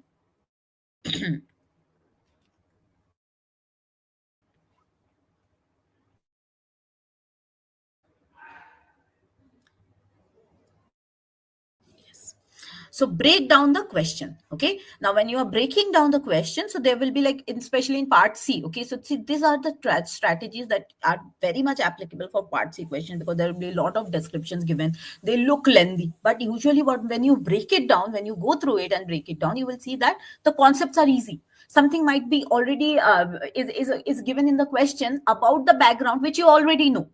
Okay, so break down the question. Okay, sometimes the questions are given in words, and that way it is not easy for us to understand. Break it down and use diagrams for that. Okay, so diagram, maybe a pathway is given that this compound is acted upon by this enzyme, forms this product which goes ahead and changes into something else. Okay, so in that case, words, when you see words, that might be confusing. So break it down like this. Maybe a compound is this. Okay, so like this, break it down, write a pathway that will be easier for you to analyze. Okay, also if the information is given in words and if you can convert it into table, go ahead, do it. That way it will be easier for you to analyze. Okay, now once you have done it, then eliminate the obvious distractors. So usually the part C questions which are which will be having a lot of words written in it. Okay, so there will be many distractors just to confuse you. But if you are strong in the concept, when your basic concept about the topic is very very sound, then you will not get distracted in those distractors. Okay, so eliminate the distractors. Now, if you have to, use intelligent guesswork. Okay. Now, intelligent guesswork only if it is necessary. If you are not able to answer the question with 100% surety, then you have to take a guesswork. But that should not be random, not at all. Never take any guess which is random. Okay, random guesses are the biggest pitfalls for you to lose marks by negative marking. Don't make any random guess, make intelligent guesses. So what kind of intelligent guess will be that you do the elimination. Now suppose you are after elimination also you are suppose left with two choices. Okay, either this or that. Then you make your intelligent guesswork. What do you think is possible, what is not possible? Okay, and on the basis of that only take a guesswork. And definitely all of these things you will be able to do, like you can break down question, you can convert the question into diagrams or logic, you can avoid the distractors, you can differentiate between the distractors and the actual information, and you can also make an intelligent choice if and only if you stay calm and focus during the exam. Okay, so take deep breaths, keep yourself calm. Our mind is a it has the ability to distract and go anywhere in the world. Okay, so you have to keep it focused during the exam.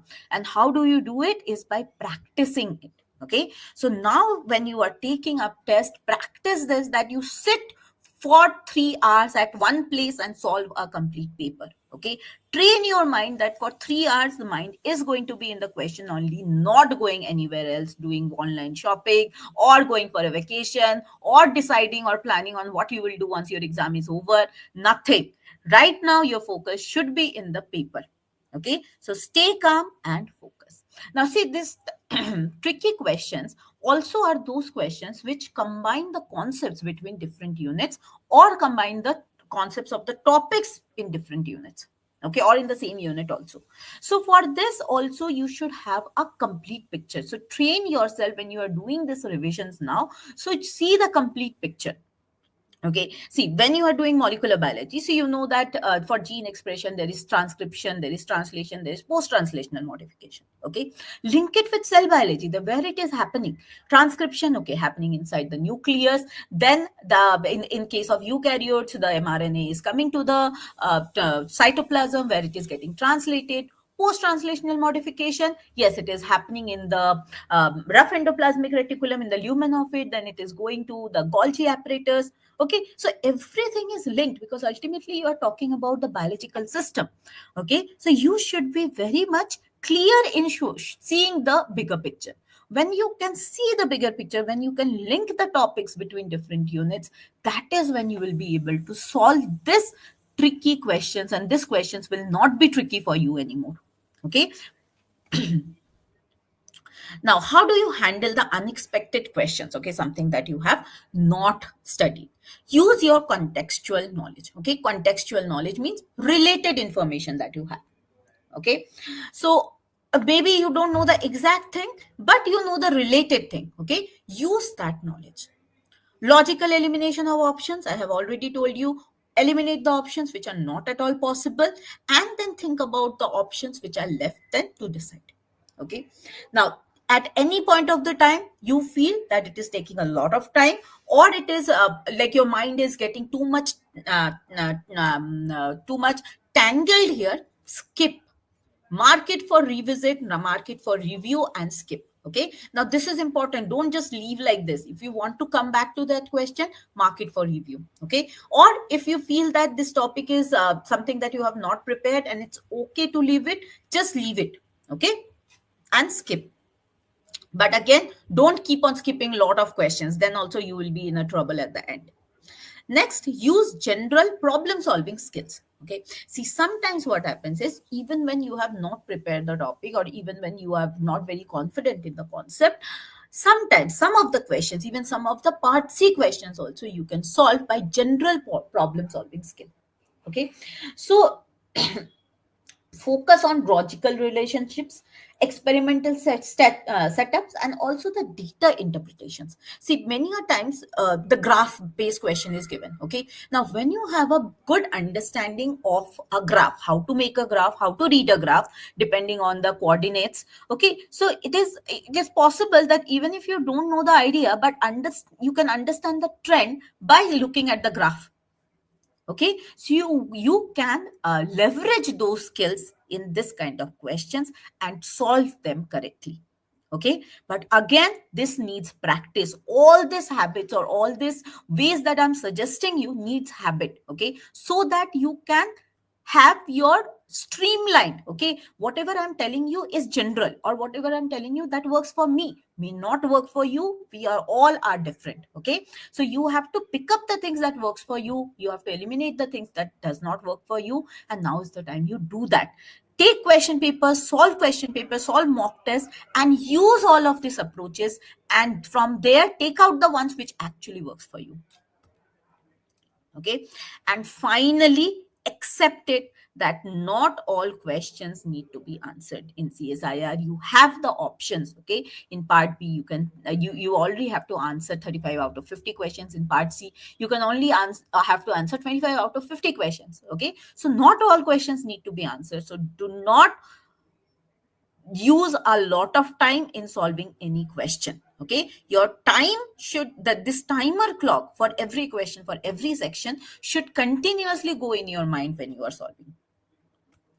Okay, so guys, as I'm telling you completely again and again, that timed mock test, now is the time where you have to do the timed mock test. Okay, time, not just mock test. You cannot solve one single paper of 45 questions using whole day. No, it has to be timed. Okay, and that is how you will train your mind also to stay focused for those 3 hours, not think about anything else.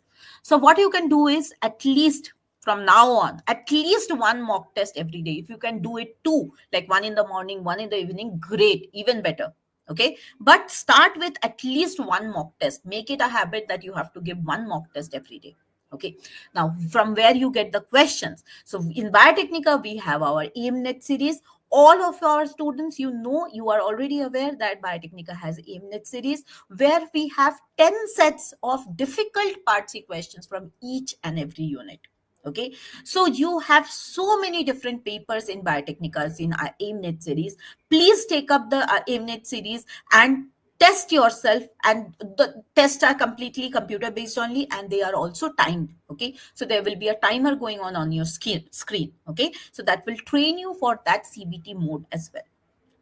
So this AIMNet series is something that you can practice. And now for your benefit, from last 2-3 days, we have started the toughest top 10 questions. Okay, every day from every unit we are giving toughest 10 part C questions, okay, from different topics, and that will be available to you on Biotechnica's campus, to all the students for free, and also in our Biotechnica app.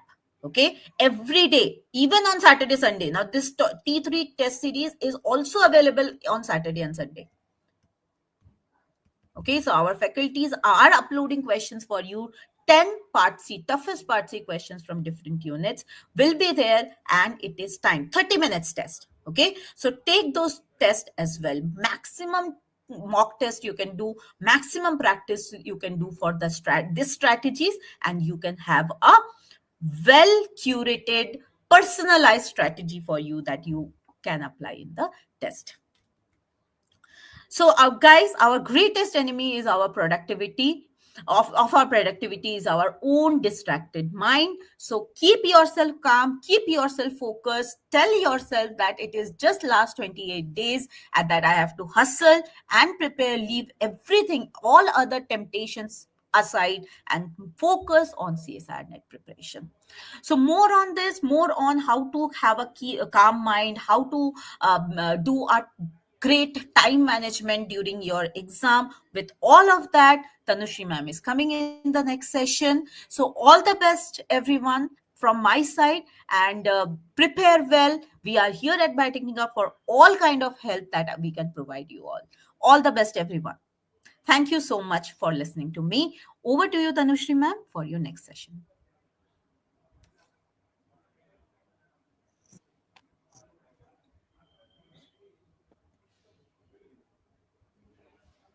Hello, everyone.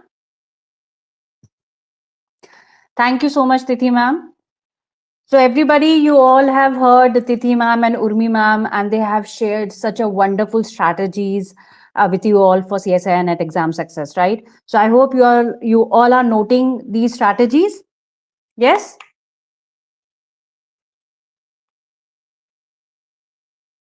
So, I hope you are noting these important tips and tricks.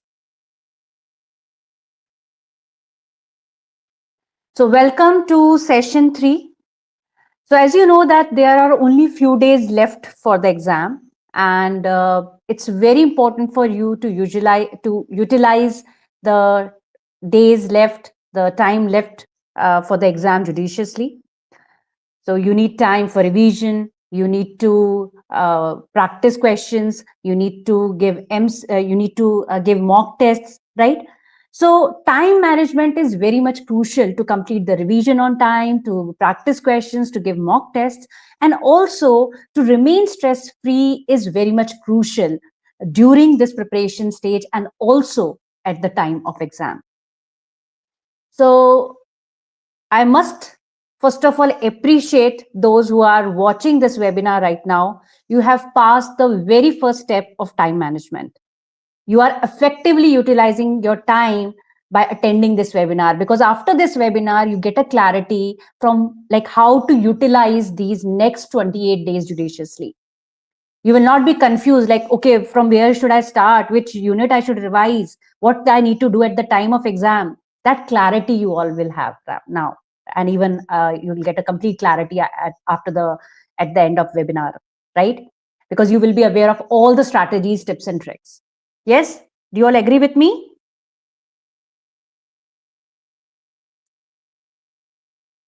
Okay. So welcome to session 3. So in this session, you will learn about time management tips, revision strategies, and also you will learn about stress management. So let's get started with time management tips and revision strategies that you need to adopt in next 28 days. So very first thing is you have to set clear goals, keeping in mind left for the exam. So one thing, like as I already told you, that if you are attending this webinar, one thing is very much clear, and even I can make out that how much this exam means to you. That is why you are here, you are attending this webinar, you are very much serious about the exam, you want to qualify this exam, and that is why you are here to learn the tips and tricks. And Biotechnica is always there for you all, and that is why we have come up with this webinar today, because we know how much important it is for you and for us as well. We want to see our students qualify, we want to see you achieve your goal. Now for the next 28 days, similarly, you have to set a clear goal with respect to like what is today's date, how many days you have left for the exam. So now you have to set clear goal, okay, like what 8 to 9 units I will revise. I need to devote time for to complete my revision, to practice questions, to give mock tests. So set clear goals. Okay, what 8 to 9 units you will be revising, the revision of the units you will be completing within these next 28 days. And then create a revision schedule. Now, question arises how you should create a revision schedule. So plan your 24 hours. Okay, at least you have to devote 12 hours for study. Okay, out of 24 hours, 12 hours at least you have to devote for study, because see, it's only about now 28 days. You can do whatever you want after 28 days. You want to attend any marriage, you want to attend any function, you want to go for vacations, you can do everything after 28 days. These 28 days but are very much crucial. So make sure that you study 12 hours at least. And proper sleep is also very important. I come across many students and they say that, ma'am, I slept for only 5 hours or 4 hours. This is wrong, because cognitive health is very much crucial, and according to experts 7 to 8 hours sleep is very much important. So at least sleep for 7 hours to maintain your cognitive health, because if it is affected, then definitely you won't even learning everything, completing the revision, practicing questions, whatever you have completed. But if you're not able to recall, if your cognitive health is affected, and also if your physical health is affected, if you too much stress yourself, then definitely you won't be able to perform better at the time of exam. So sleep, proper meals, healthy meals, equally important. You should not skip the meals. Take proper healthy diet. Also, you should spend some time for recreation, for freshening up. Like you can go for a walk, you can do yoga, do some exercise, listen music. Okay, because you cannot study continuously for all the time, right? So you have to, like, to refresh yourself, to refresh your mind, you have to you have to devote some time for recreation, for listening music, talk to your friends, talk to your parents, talk to us, right? And go for a walk. Okay, whatever activity you enjoy, do it. And also, like, 2 hours just for buffer, if you want to spend it on some other activity, you can do it. So plan your 24 hours. Okay, this is very much crucial. Now, how will you design your timetable for the rest 28 days? So 28th day you have the exam, so that means you have like 27 days. So first 20 days, plan your revision. So as I told you, plan your 24 hours. So morning time, afternoon time, evening time, and night time, right? These are very important. So very first thing is that when you wake up, always go for walk. Okay, 30 minutes you have to devote on physical activity. Go for walk, do yoga, do meditation, or exercise. Okay, take healthy breakfast, proper breakfast, don't skip the breakfast, and then sit for revision. Now, let's say morning hour, you devote 3 hours for revision. So you have to plan, okay, which unit you will be revising. So let's say unit 1 you plan, okay, unit 1 in morning hours, in afternoon hours, and in evening you can go for unit 6. Okay, so variation also you have to make. It's not that unit 1 you're revising for the entire day, you will get bored. So even when you are mentioning that, okay, unit 1 I will be revising, what are topics you will be revising from here, that is also very important. Mention the topics. So start with high weightage topics. As you know, metabolism, carbohydrate metabolism, lipid metabolism, pathways, glycolytic, oxidative phosphorylation, electron transport chain questions do come, right? Often come. So that is why stabilizing interaction. So focus on those topics first. And 3 hours, it doesn't mean that you have to continuously study for 3 hours. Study for 45 minutes, take a 5-10 minutes break, then practice 4-5 or like 8-10 MCQ question based on it, part B, part C questions. Now, maybe there is a possibility you get stuck somewhere, you are not able to recall the concept. So revise the concept again, right? Go back to the topic, revise it again, right? And separately 1 hour you have to devote for practicing questions unit wise. Okay, so while studying you are practicing topic wise questions, but once you have studied a major chunk of topics, revise a major chunk of topics, now you go for unit wise MCQs with timer. Okay, time is also important. So obviously you have to work on both accuracy and speed.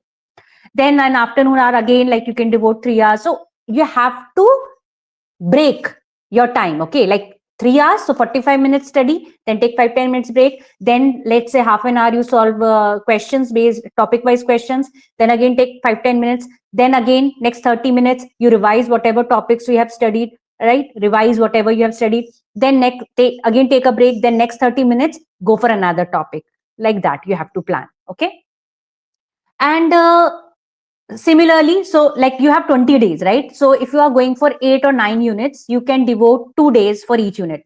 Please remember, you're revising. So I hope you know the meaning of revision, right? Revision doesn't mean going through the textbook line by line. Important concepts, important formulas, important concepts you have to revise. Assuming you know everything now, you are just revising, you're learning, like you're recalling, you are revising whatever you have studied so far. Then next 2 days you can devote for like unit 2 along with unit 3, right? So accordingly you have to, like, you can mention the unit name. I hope you all are making notes. I hope you all are noting it down. Yes, Divyang, Vijayalakshmi, Sandhya, Kumar, Urmila, Hanzala, and all those who are attending this webinar, right? Take a screenshot. And last 7 days, make sure that you devote time only for practicing questions, because at the time of exam you have to practice questions only, right? And fast track revision also you can go for, where like when you're solving a question you are stuck at somewhere, you are not able to recall the formula, then go for like quickly see the formula from the formula sheet, look at the concept from the revision tools, right? And make sure you give the mock test you in a timed conditions. Okay, 3 hours you have to set a timers and you have to give the mock test. Okay, and I'll suggest that you give the mock test keeping in mind the time, that is in the time at which like like 9 to 12, like, okay, the exam time, that time only you have to give the mock test, so that you are accustomed with the conditions, right, with the time. Okay, morning time, two times you have, like, we have sessions, right, evening shift and morning shift. So accordingly, like, you should give the mock test. And now if you're wondering where should I get questions, so you can get the questions from our question bank, CSIR NET question bank. You can take access to that, or even you can use Biotechnica Unit series to give the mock tests. Okay, so point is, make your timetable for the day. And like, even before sleeping, you can plan for the next day, what all topics, what all units you will be revising the next day. Now, focus on high weightage topic and easy to score areas. So when you are revising, you have to focus on high weightage topic, as I told you about unit 1, right? Similarly, if you are studying unit 8, genetics.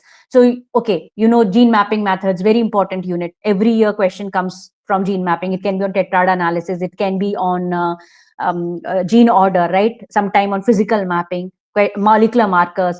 Then mutation is important, chromosomal aberrations is important, right? Then similarly, the topic human pedigree analysis is important. So focus on high weightage topics and easy to score areas.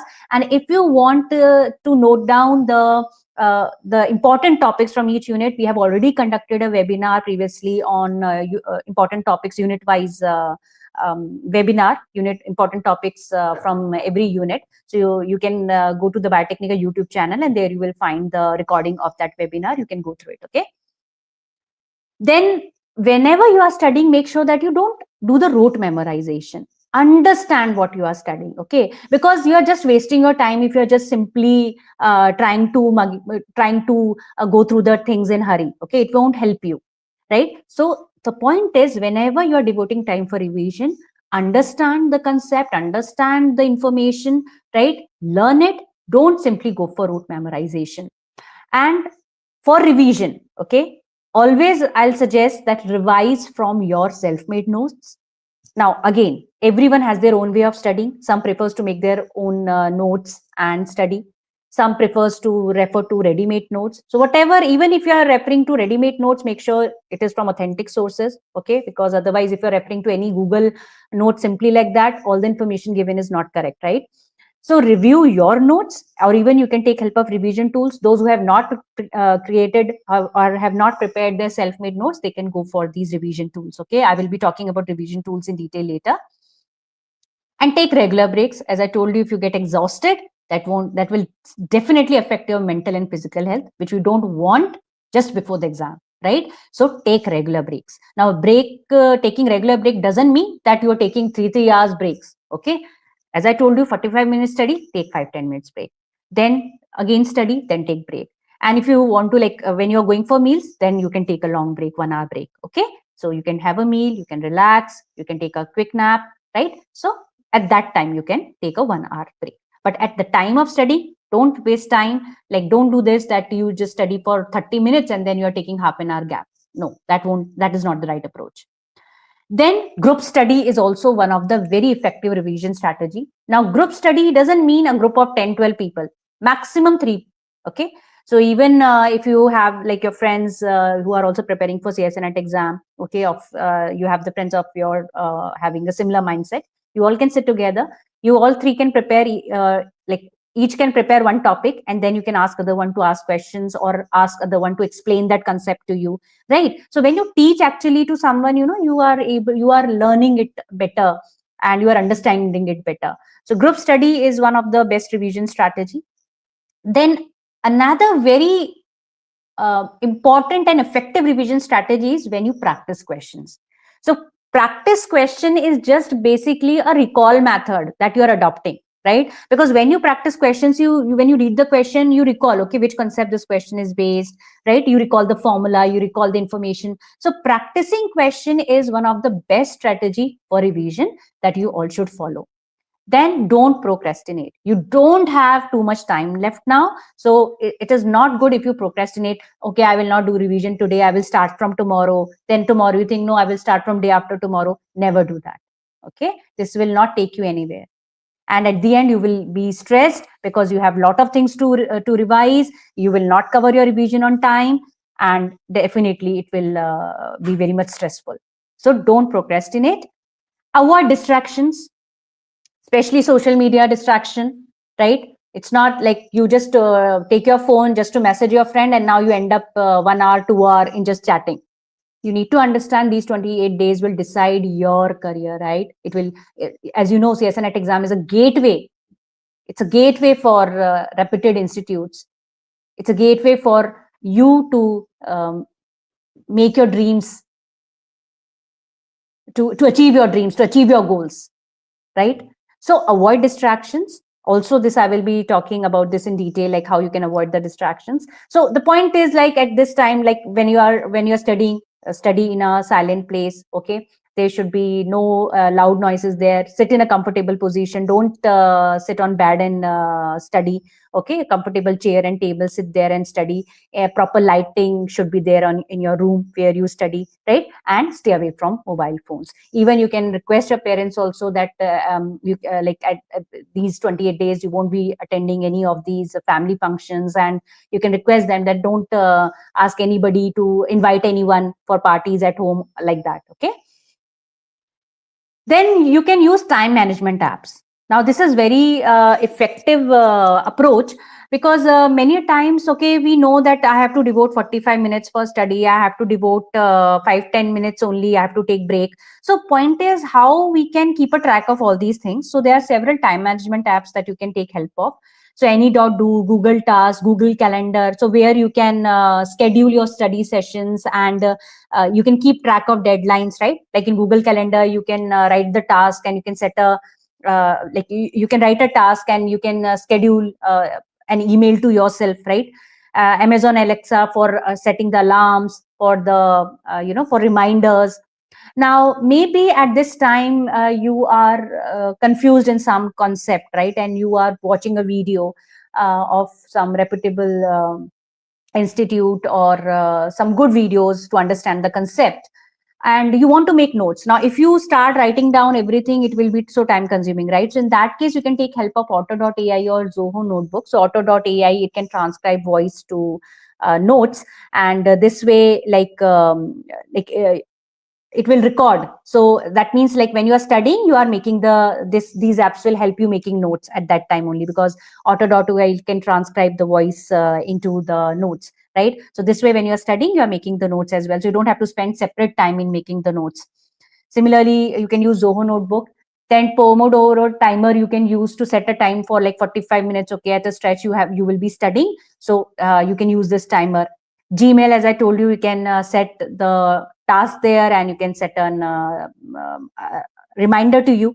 Okay, then as I mentioned few minutes back, that it happens you are just chatting with your friend, maybe something important only you are doing, but something important related to study only you are talking about, but it takes 2-3 hours, right?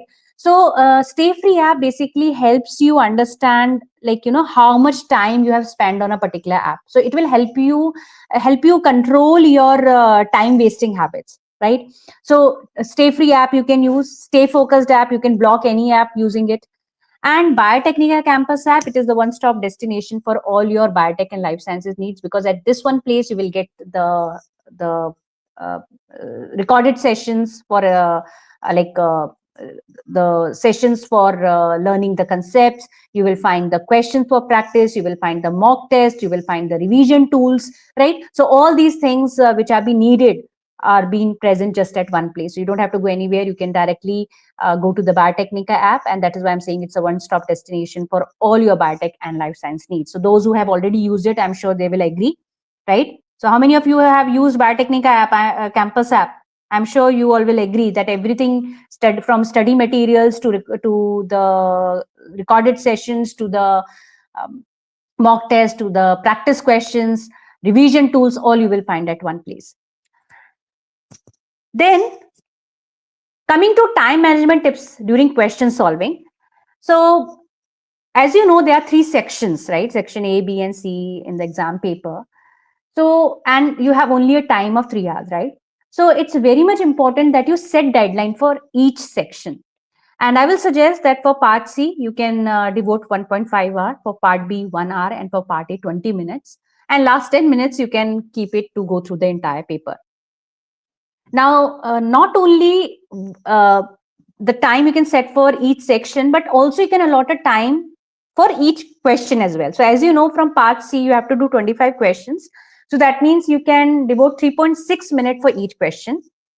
For part B, 35 questions you need to do. So 1.7 minutes for each question you can devote. And for part A, 15 questions you need to do. So you can devote 1.3 minutes for each question.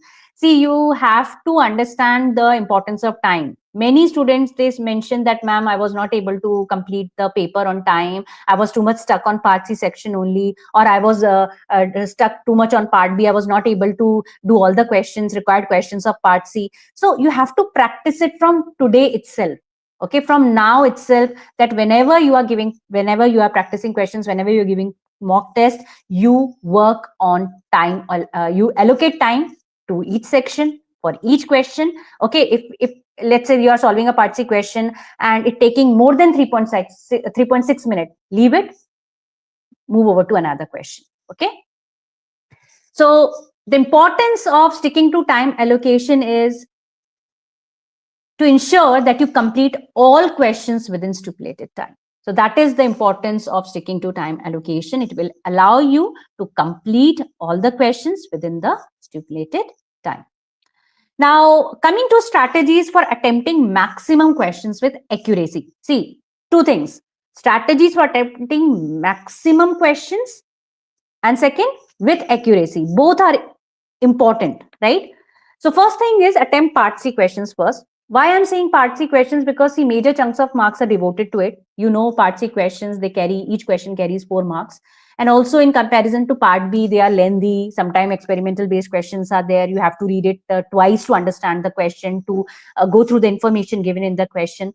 So that is why you need more time, right? So attempt part C questions first. Major chunks of marks are devoted to it. So that is why I'm asking you to attempt part C question first. But again, it's up to you. If you're comfortable with part B or part A, you can start with that also. But follow time allocation that I have shared with you. Then begin with conceptually strong areas.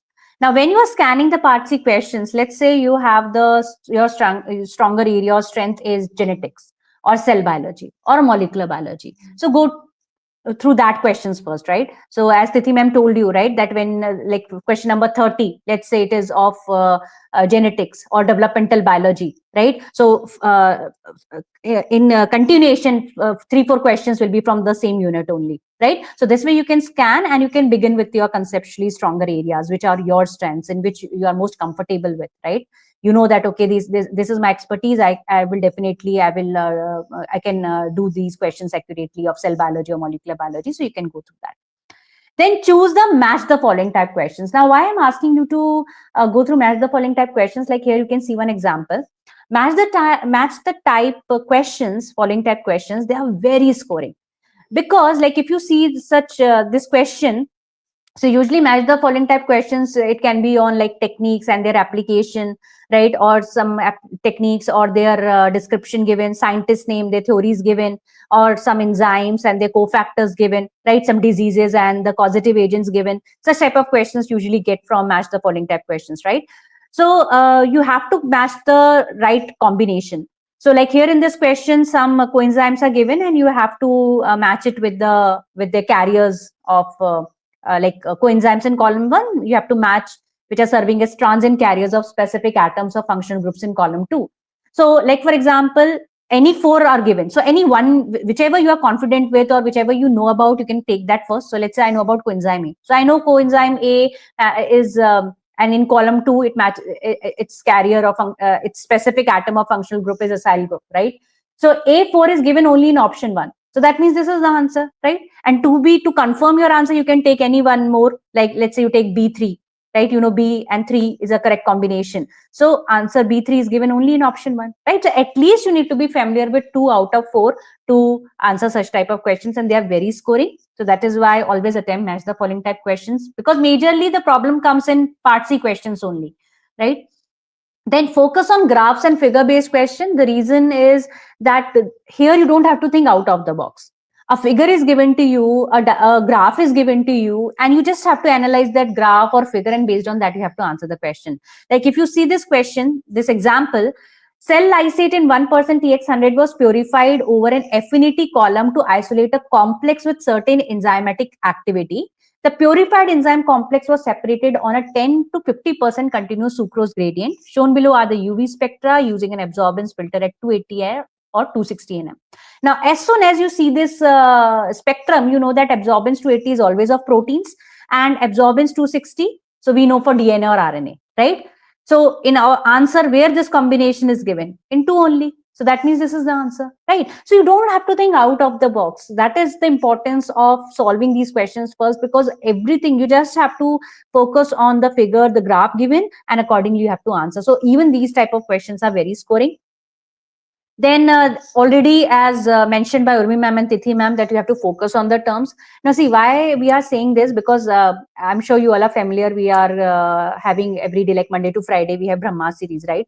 And many a time students, like if you even go through the chat option, you will find the comments option, you will find that students mention like they answered the question incorrectly because they missed the term. In the question, like here, if you see this example, a plant heterozygous for 3 independently assorting genes A, B, C self-fertilized. Among the offspring, predict the frequency of individuals that are not heterozygous for all 3 genes. Now, they miss this term and they solve this question as you have to predict the frequency of individuals that are heterozygous for all 3 genes. So don't you think the meaning is completely changed, right? You have to find the probability for not heterozygous for all 3 genes. So sometimes in the exam, we are so in hurry, we are so tense that we miss these terms, right? Whether correct or incorrect, not true, true, except, more, ascending, descending. These terms are very crucial. So that is why at the time of discussing the questions also, we always say that read the terms carefully, focus on the terms. Otherwise, you know how to solve the question, but because you just miss that term, you answer it incorrectly and lose marks, right? Then use elimination method, right? So omit one option, 2 options out of 4. There are certain questions where contradictory statements are given, so you know any one will be only correct, right? So use elimination method. Pick direct or easy question. Now, what is the meaning of direct or easy question? Direct or easy question means like wherever a question is direct based on some mechanism, some process, right? Or some formula, right? So direct and easy questions you should always pick, because it will be easy for you, right? You can you know that okay, this is a very direct question. The question is about the binomial theorem, or the question is about the application, like which of the following technique is used to determine the secondary structure of proteins. And in the options you have secondary structure, NMR spectroscopy. For detailed structure, X-ray diffraction technique is always used, right? So pick direct and easy questions. Then also scan for familiar terminology. For familiar terminology means like the terms, right? Familiar terminology like, probability, based on what units you have studied, right? Plant classification, animal classification, bryophyte, gymnosperms, angiosperms, right? Oxidative phosphorylation. Scan for familiar terminology so that you can answer that question and you can recall that the concept on which that question is based. Avoid preconceived notions. Okay, read the question carefully, what is being asked in the question, answer that question accordingly. Don't think of anything else. Okay, don't, and avoid preconceived notions. Okay, that question I have done that way, so this question will also be done this way. No, read the question, what is being asked in that question, you have to answer it accordingly. Okay, it doesn't matter, like if you study probability from unit 8, probability, if you go through 5-6 examples, you will find each question is different from one another, right? In some question it is about dominant phenotype, in some question it's about recessive phenotype, in some question product rule is used, in some question some rule is used, in some combination of rule is used, product rule also and some rule also, right? And be cautious of negative marking. Don't try to do everything. Many students, they do the questions, they attempt the questions, all the questions required, but just for sake of doing everything, they solve certain questions incorrectly also, and they avoid marks, they lose marks in negative marking. So be cautious of negative marking, it is very important. And follow time management in question solving. As I have already told you that you have to allocate time for each section, to each question of part B, part C and part A. That will allow you to complete your paper within the time. Now, many students, many aspirants, CSIR NET aspirants, they ask us that, ma'am, what about difficult topics? How we should prepare the difficult topics, right? Now, what is the meaning of difficult? Maybe for me, genetics is easy. Maybe for you, it is difficult. Maybe for me, biochemistry is difficult. But because you have a background of biochemistry, it will be easy for you, right?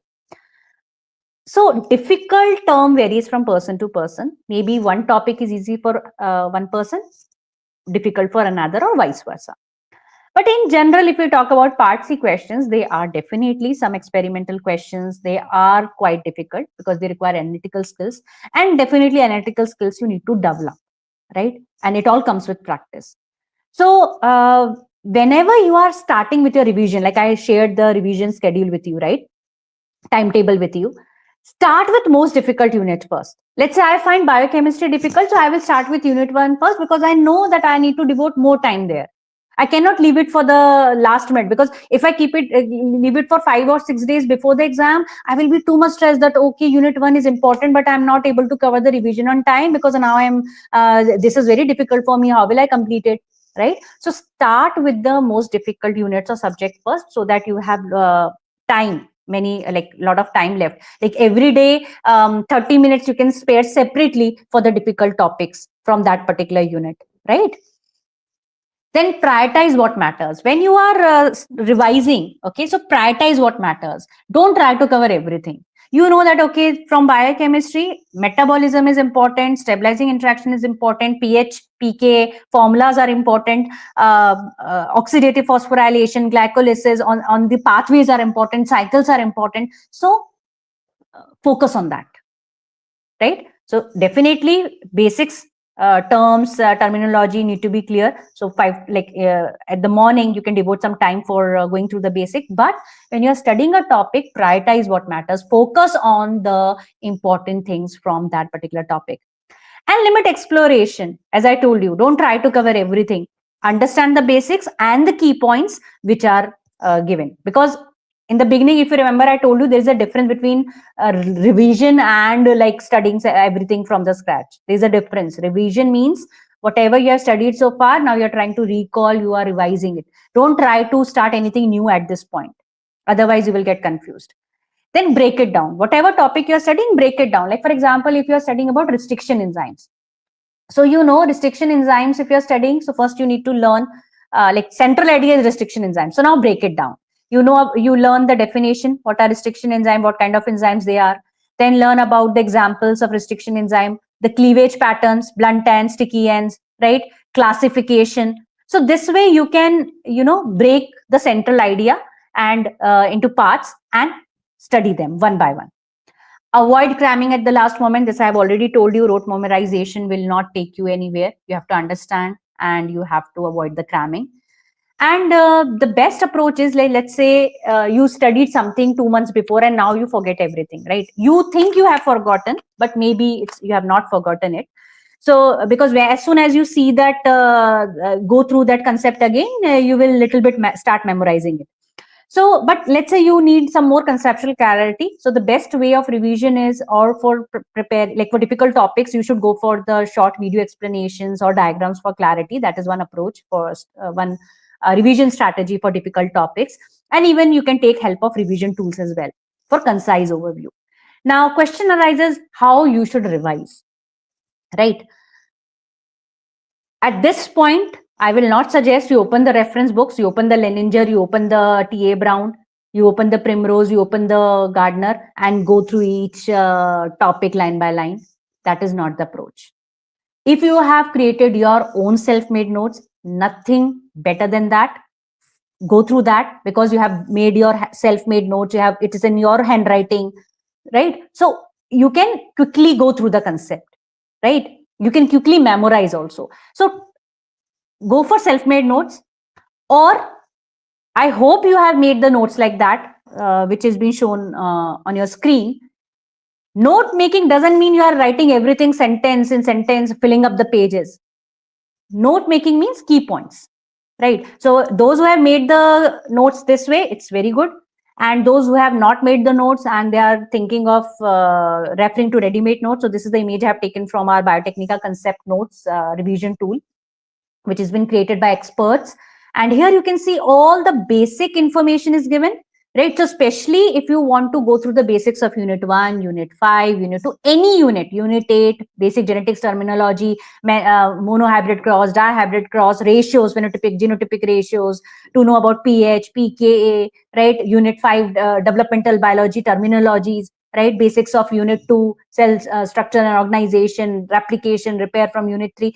So basics you can always go for that. You can refer to your notes, and these notes, when you make it in, like where the all the information is being arranged in properly in series, and key points are mentioned, so it will help you in optimal recall and help you in cover your revision in timely manner. And also it's a best approach for holistic learning. So here you can see this is one image, and also this is another. So like structure of molecules. Now you might think that, okay, what question will come on molecules? But this is basics, right? You cannot move over to the detailed topics without understanding the concepts.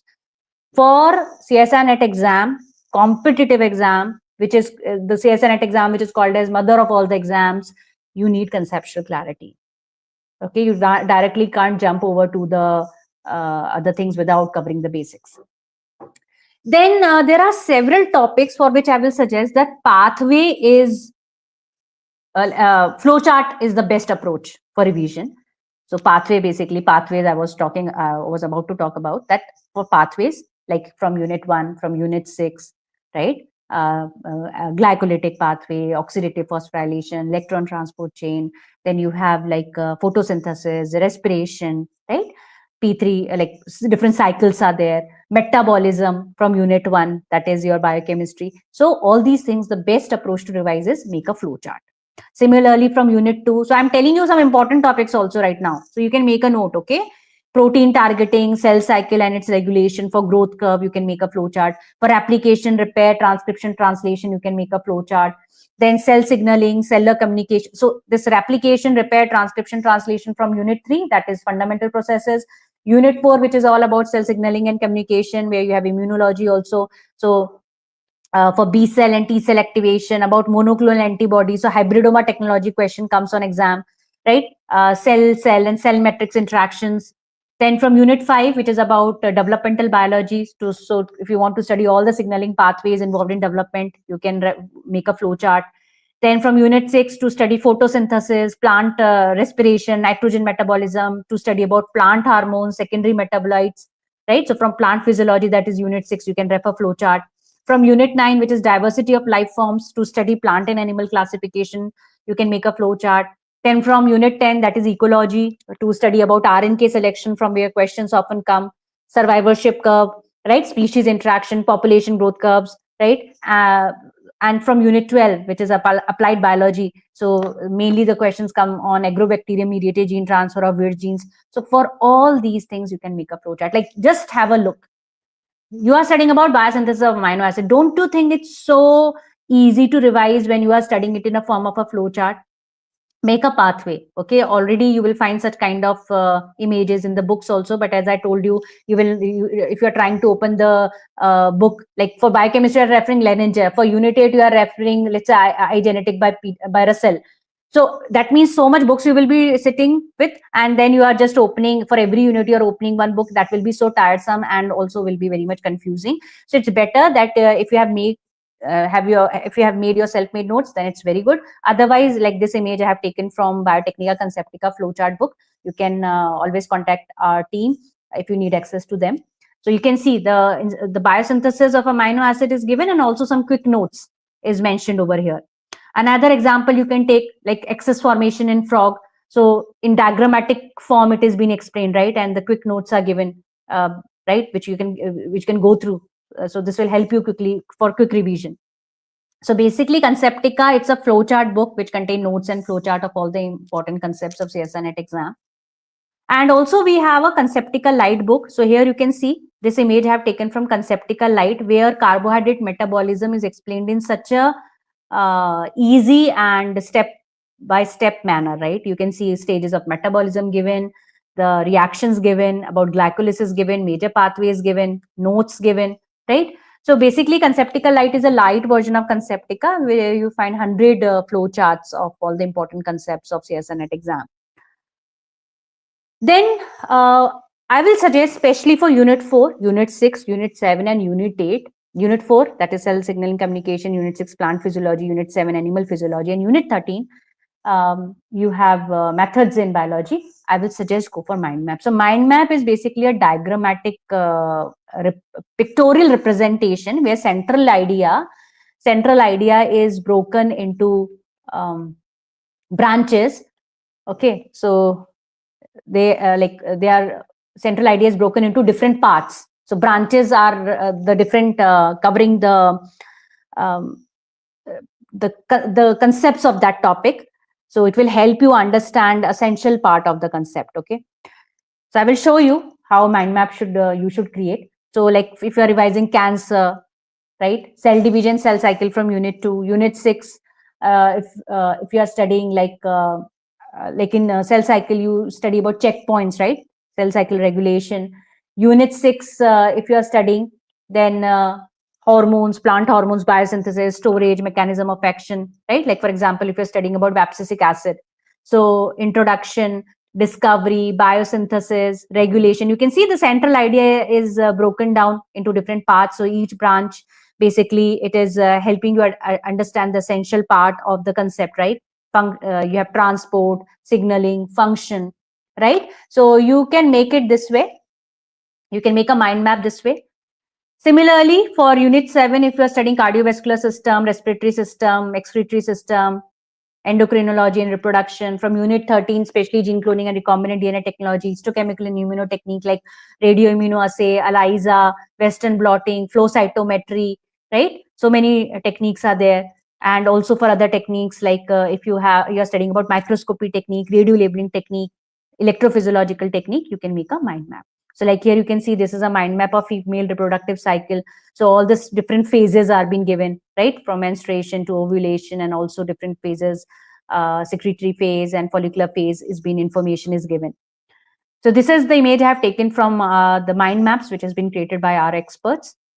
Similarly, you can see if you are studying about restriction enzyme, I told you you can mention the definition, the basic concept, the examples, cleavage pattern, classification, applications, right? So for difficult topics, this way also you can make a mind map where the central idea is broken into different parts and you can focus on one part at a time.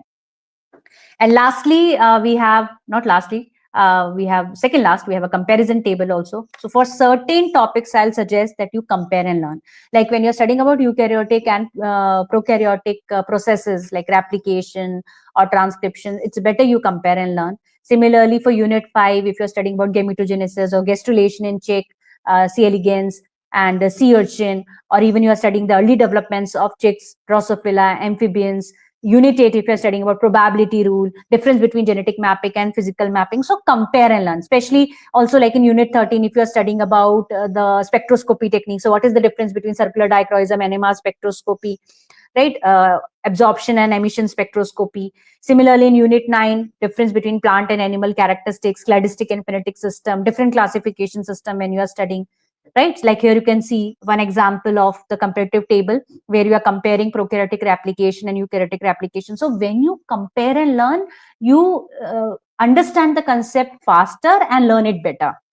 So again, this image I have taken from Biotechnica concept table, which has been created by our experts. Similarly, for Unit 10 also, whether it is about commensalism, amensalism, mutualism, competition, Batesian, Mullerian mimicry, difference between alpha, beta, gamma biodiversity. In Unit 12, if you're studying about gene therapy, if you're studying about different molecular markers, and Unit 13, as I told you, if you're studying about spectroscopy technique, the best strategy is that you compare and learn.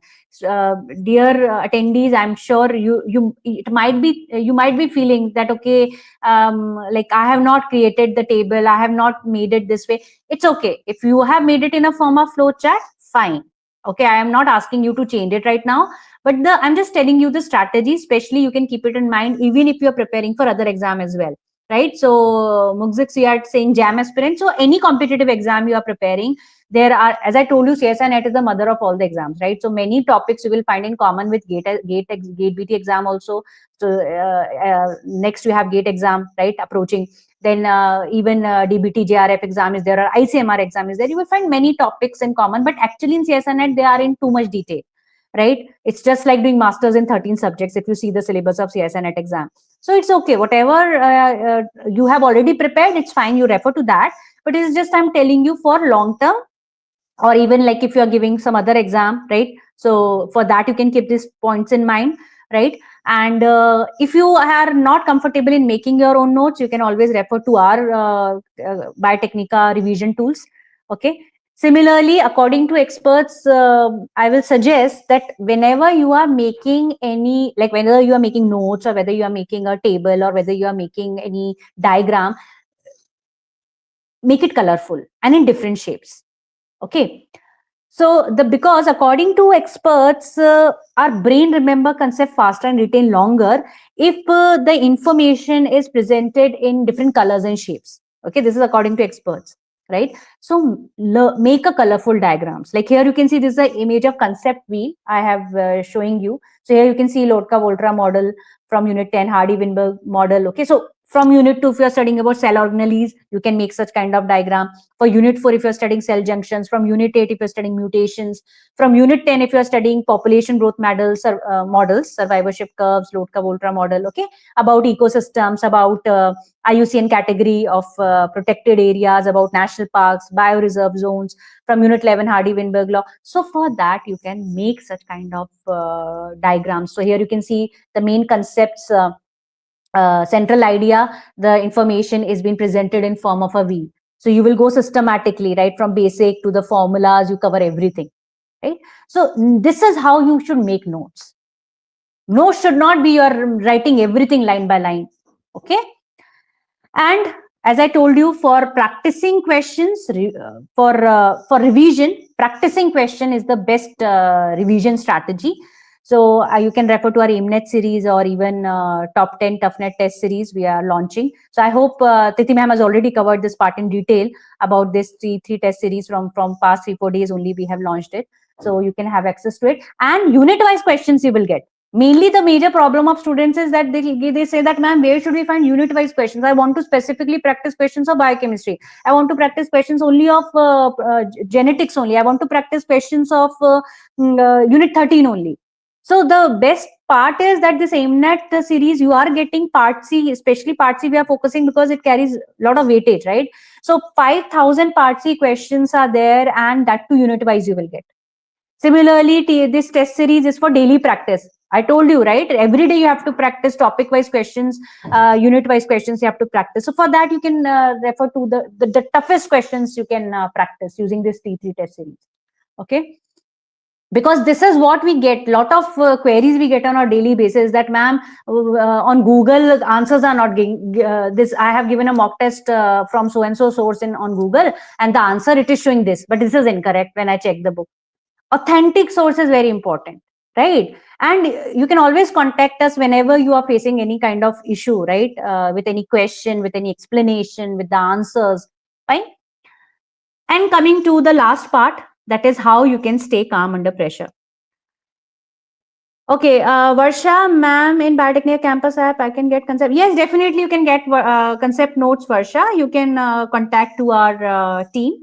Okay, toll-free number will be displayed on the screen. You can contact our team. Okay, so tomorrow you can contact them. And Gausalya Devi, have a question that can you give tips how to adjust the study schedule for working or PhD enrolled aspirants? Because in that case, 12 hours for study want to be modified. Definitely. See, I have given you just an idea. Everyone daily schedule is different. Some of you might be working, some of you might be enrolled in PhD, right? So you are doing your PhD work. Some of you might be doing job. Along with that, you are giving this exam. So see, you have to, some of you might be attending the college. Those who are attending, giving this like last year, final year students, MSc final year students, those who will be giving the exam, they might be attending the college. So see, whatever time you have to devote for job, for office work, for college assignments, everything. But I'm saying these 28 days you have to prioritize, right? You have to give priority. Even you can ask those who are in job or in research work, they can request their guides, their mentors, that they need 5-10 minutes break 5-10 days break, not minutes, 5-10 days break to prepare for CSIR NET exam, and see everybody understand it. I have been a researcher, I have done my PhD, and this is what we used to do whenever we prepare for CSIR NET exam. We ask or any other competitive exam, or we are going for any kind of internship or something like that, we always request our guides and mentors that please give us this 10 days period for preparation, or a month, or 15 days, so they understand. It's just that you have to convey, you have to request them, okay? You have to communicate with them. Communication is the key, okay? And also, like, if it is not possible, then what you can do, wake up early before going to the college, before going to the job. Wake up early, okay? 3-4 hours, whatever you have devoted, evening time devoted in the right. So you have to plan it accordingly. It's up to you, okay? You have to set the priority. It's only about now 28 days, 28th day you have your exam, so you can do it, okay? So Gosala Devi, I hope this answers your question. And Varsha, I hope this answers your question. I told you it is available, okay? Concept notes is available. Fine? Fine. And even I'm sure you must be getting if you see your chat, you must be getting the link also to download the Biotechnica Campus app and to attend free tests and to explore the courses and the workshops also. And okay, any other question? Okay, great. Thank you.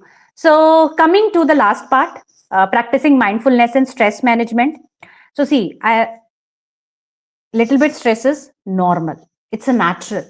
Okay, if you are a human being, it's natural. Nothing to worry about it.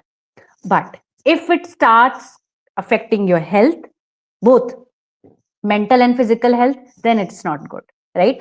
So how I know you have 28 days, you have too much pressure. I have to complete my revision, I have to give the test, I have to give mock test. How I will do that? Okay, oh, this topic is left, how should I complete it? So staying calm at this moment, during this time period of 27 days is very, very important.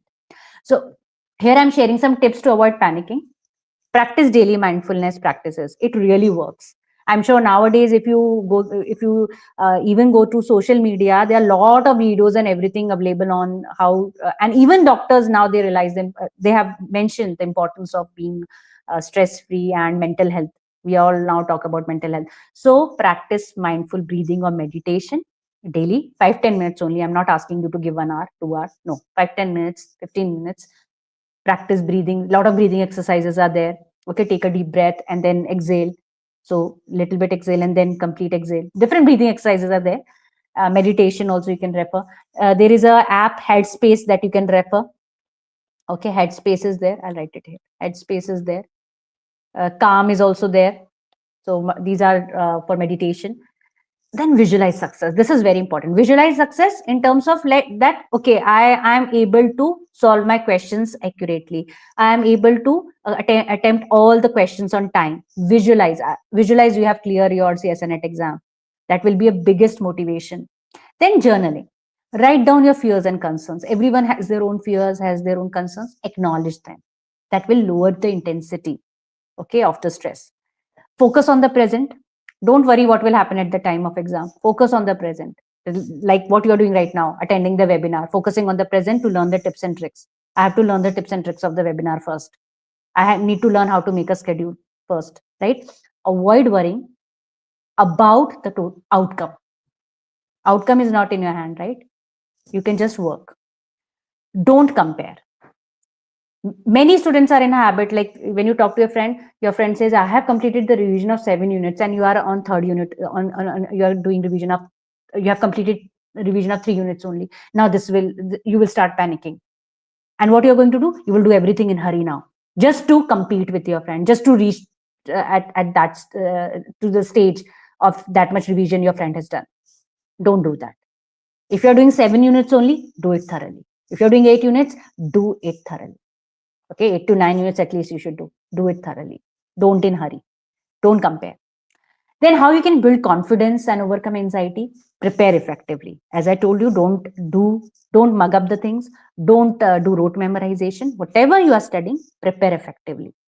Stimulate exam conditions. So when you are giving a mock test, set a timer of 3 hours. Ask everybody tell your parents, tell those who are at home that please don't disturb for 3 hours. I'm giving the exam as it's like this is my exam day. Don't disturb me. These 3 hours I will not get up. Don't call me for anything. Okay, stimulate exam conditions. Give the exam morning time. Like I told you, whatever 2 shifts the exams is conducted, try to give the time at that the exam at that time only, mock test at that time only. Affirm positive thoughts. I have prepared well. I can handle this. Affirmation is also very much important. And track progress. Maybe you have given mock test first time, and let's say you are out of 25 parts the question, you are able to attempt 15 questions only. Fine. Make sure 15 questions you have solved it accurately. Now, next mock test you have given. Now, maybe now you're able to give 20. You're able to do successfully 20. So, track progress. You should see improvement. And if you think you are stuck somewhere, we are always there. You can always contact us.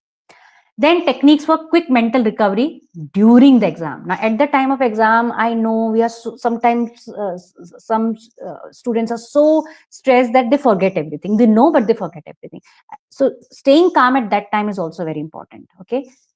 Whenever let's say you are solving a question at the time of exam, and let's say you get stuck, pause and reset. Take a 10 to 15-second break to relax and focus. You can just remove your eye contact from the paper, see it somewhere. Okay, just move your eyes, right? Then also brain dump is one more technique where before you start the exam, you jot down all the formulas or facts. You get a rough paper, right? So there you can jot it down to just free your mental space. Then you can use anchor techniques also, like clench your fist. Now, even tap your finger rhythmically, not loudly. Okay, others are also giving the exam. You have to take care of that. Clench your fist, or as I told you, take a sip of water. Okay, you can take a sip of water also, and shift focus temporarily. This is the last tip, that you can move over to leave that question for that time. Like as told by Tithi ma'am and Urmi ma'am, you have they have explained you very well, right? That you can mark it for review, the question mark it for review, or you can go back, mark it, and come back to that question again later. So move to another question or section, whichever you find easier, to gain confidence. And basically confidence also, it comes when you give the test, and so why we are saying that you should start with easy one to gain momentum and to get confidence. So that is why we all three have told you that whenever you are choosing the question, start with the easy ones, right? But if you get stuck somewhere, leave that question for that time, and you can come back to that again later. So with this, I have come to an end of this webinar. Remember, success is the sum of small efforts repeated day in and day out. Okay, so stay focused. And I would like to thank all the attendees who have attended this webinar. Also, I would like to thank our experts, Urmi ma'am, Mrs. Urmiwala ma'am, and Mrs. Tithi ma'am, for sharing such wonderful tips and tricks. And I'm sure that whatever tips and tricks that have been shared with you all in all these 3 sessions will be very much, you find them really helpful, right? Do you all agree with me? Is it really helpful? I know we have exceeded the time a little bit, but I hope you find it really helpful, right? So thank you, everybody. And the link is on your chat. You can check the link for downloading the campus app and for attending the free tests. And also, if you want to join with us, if you want to, those who have not started your preparation yet and want to join or need any assistance, you can always contact us on our toll-free number. And also, we are starting with Lakshya batch, right? So if you want to prepare this exam, you can join the Lakshya batch, which will be starting soon. So thank you, everyone. All the very best. Take care. Stay healthy, both mentally and physically. Eat healthy, take proper sleep, and all the very best. Take care, everyone.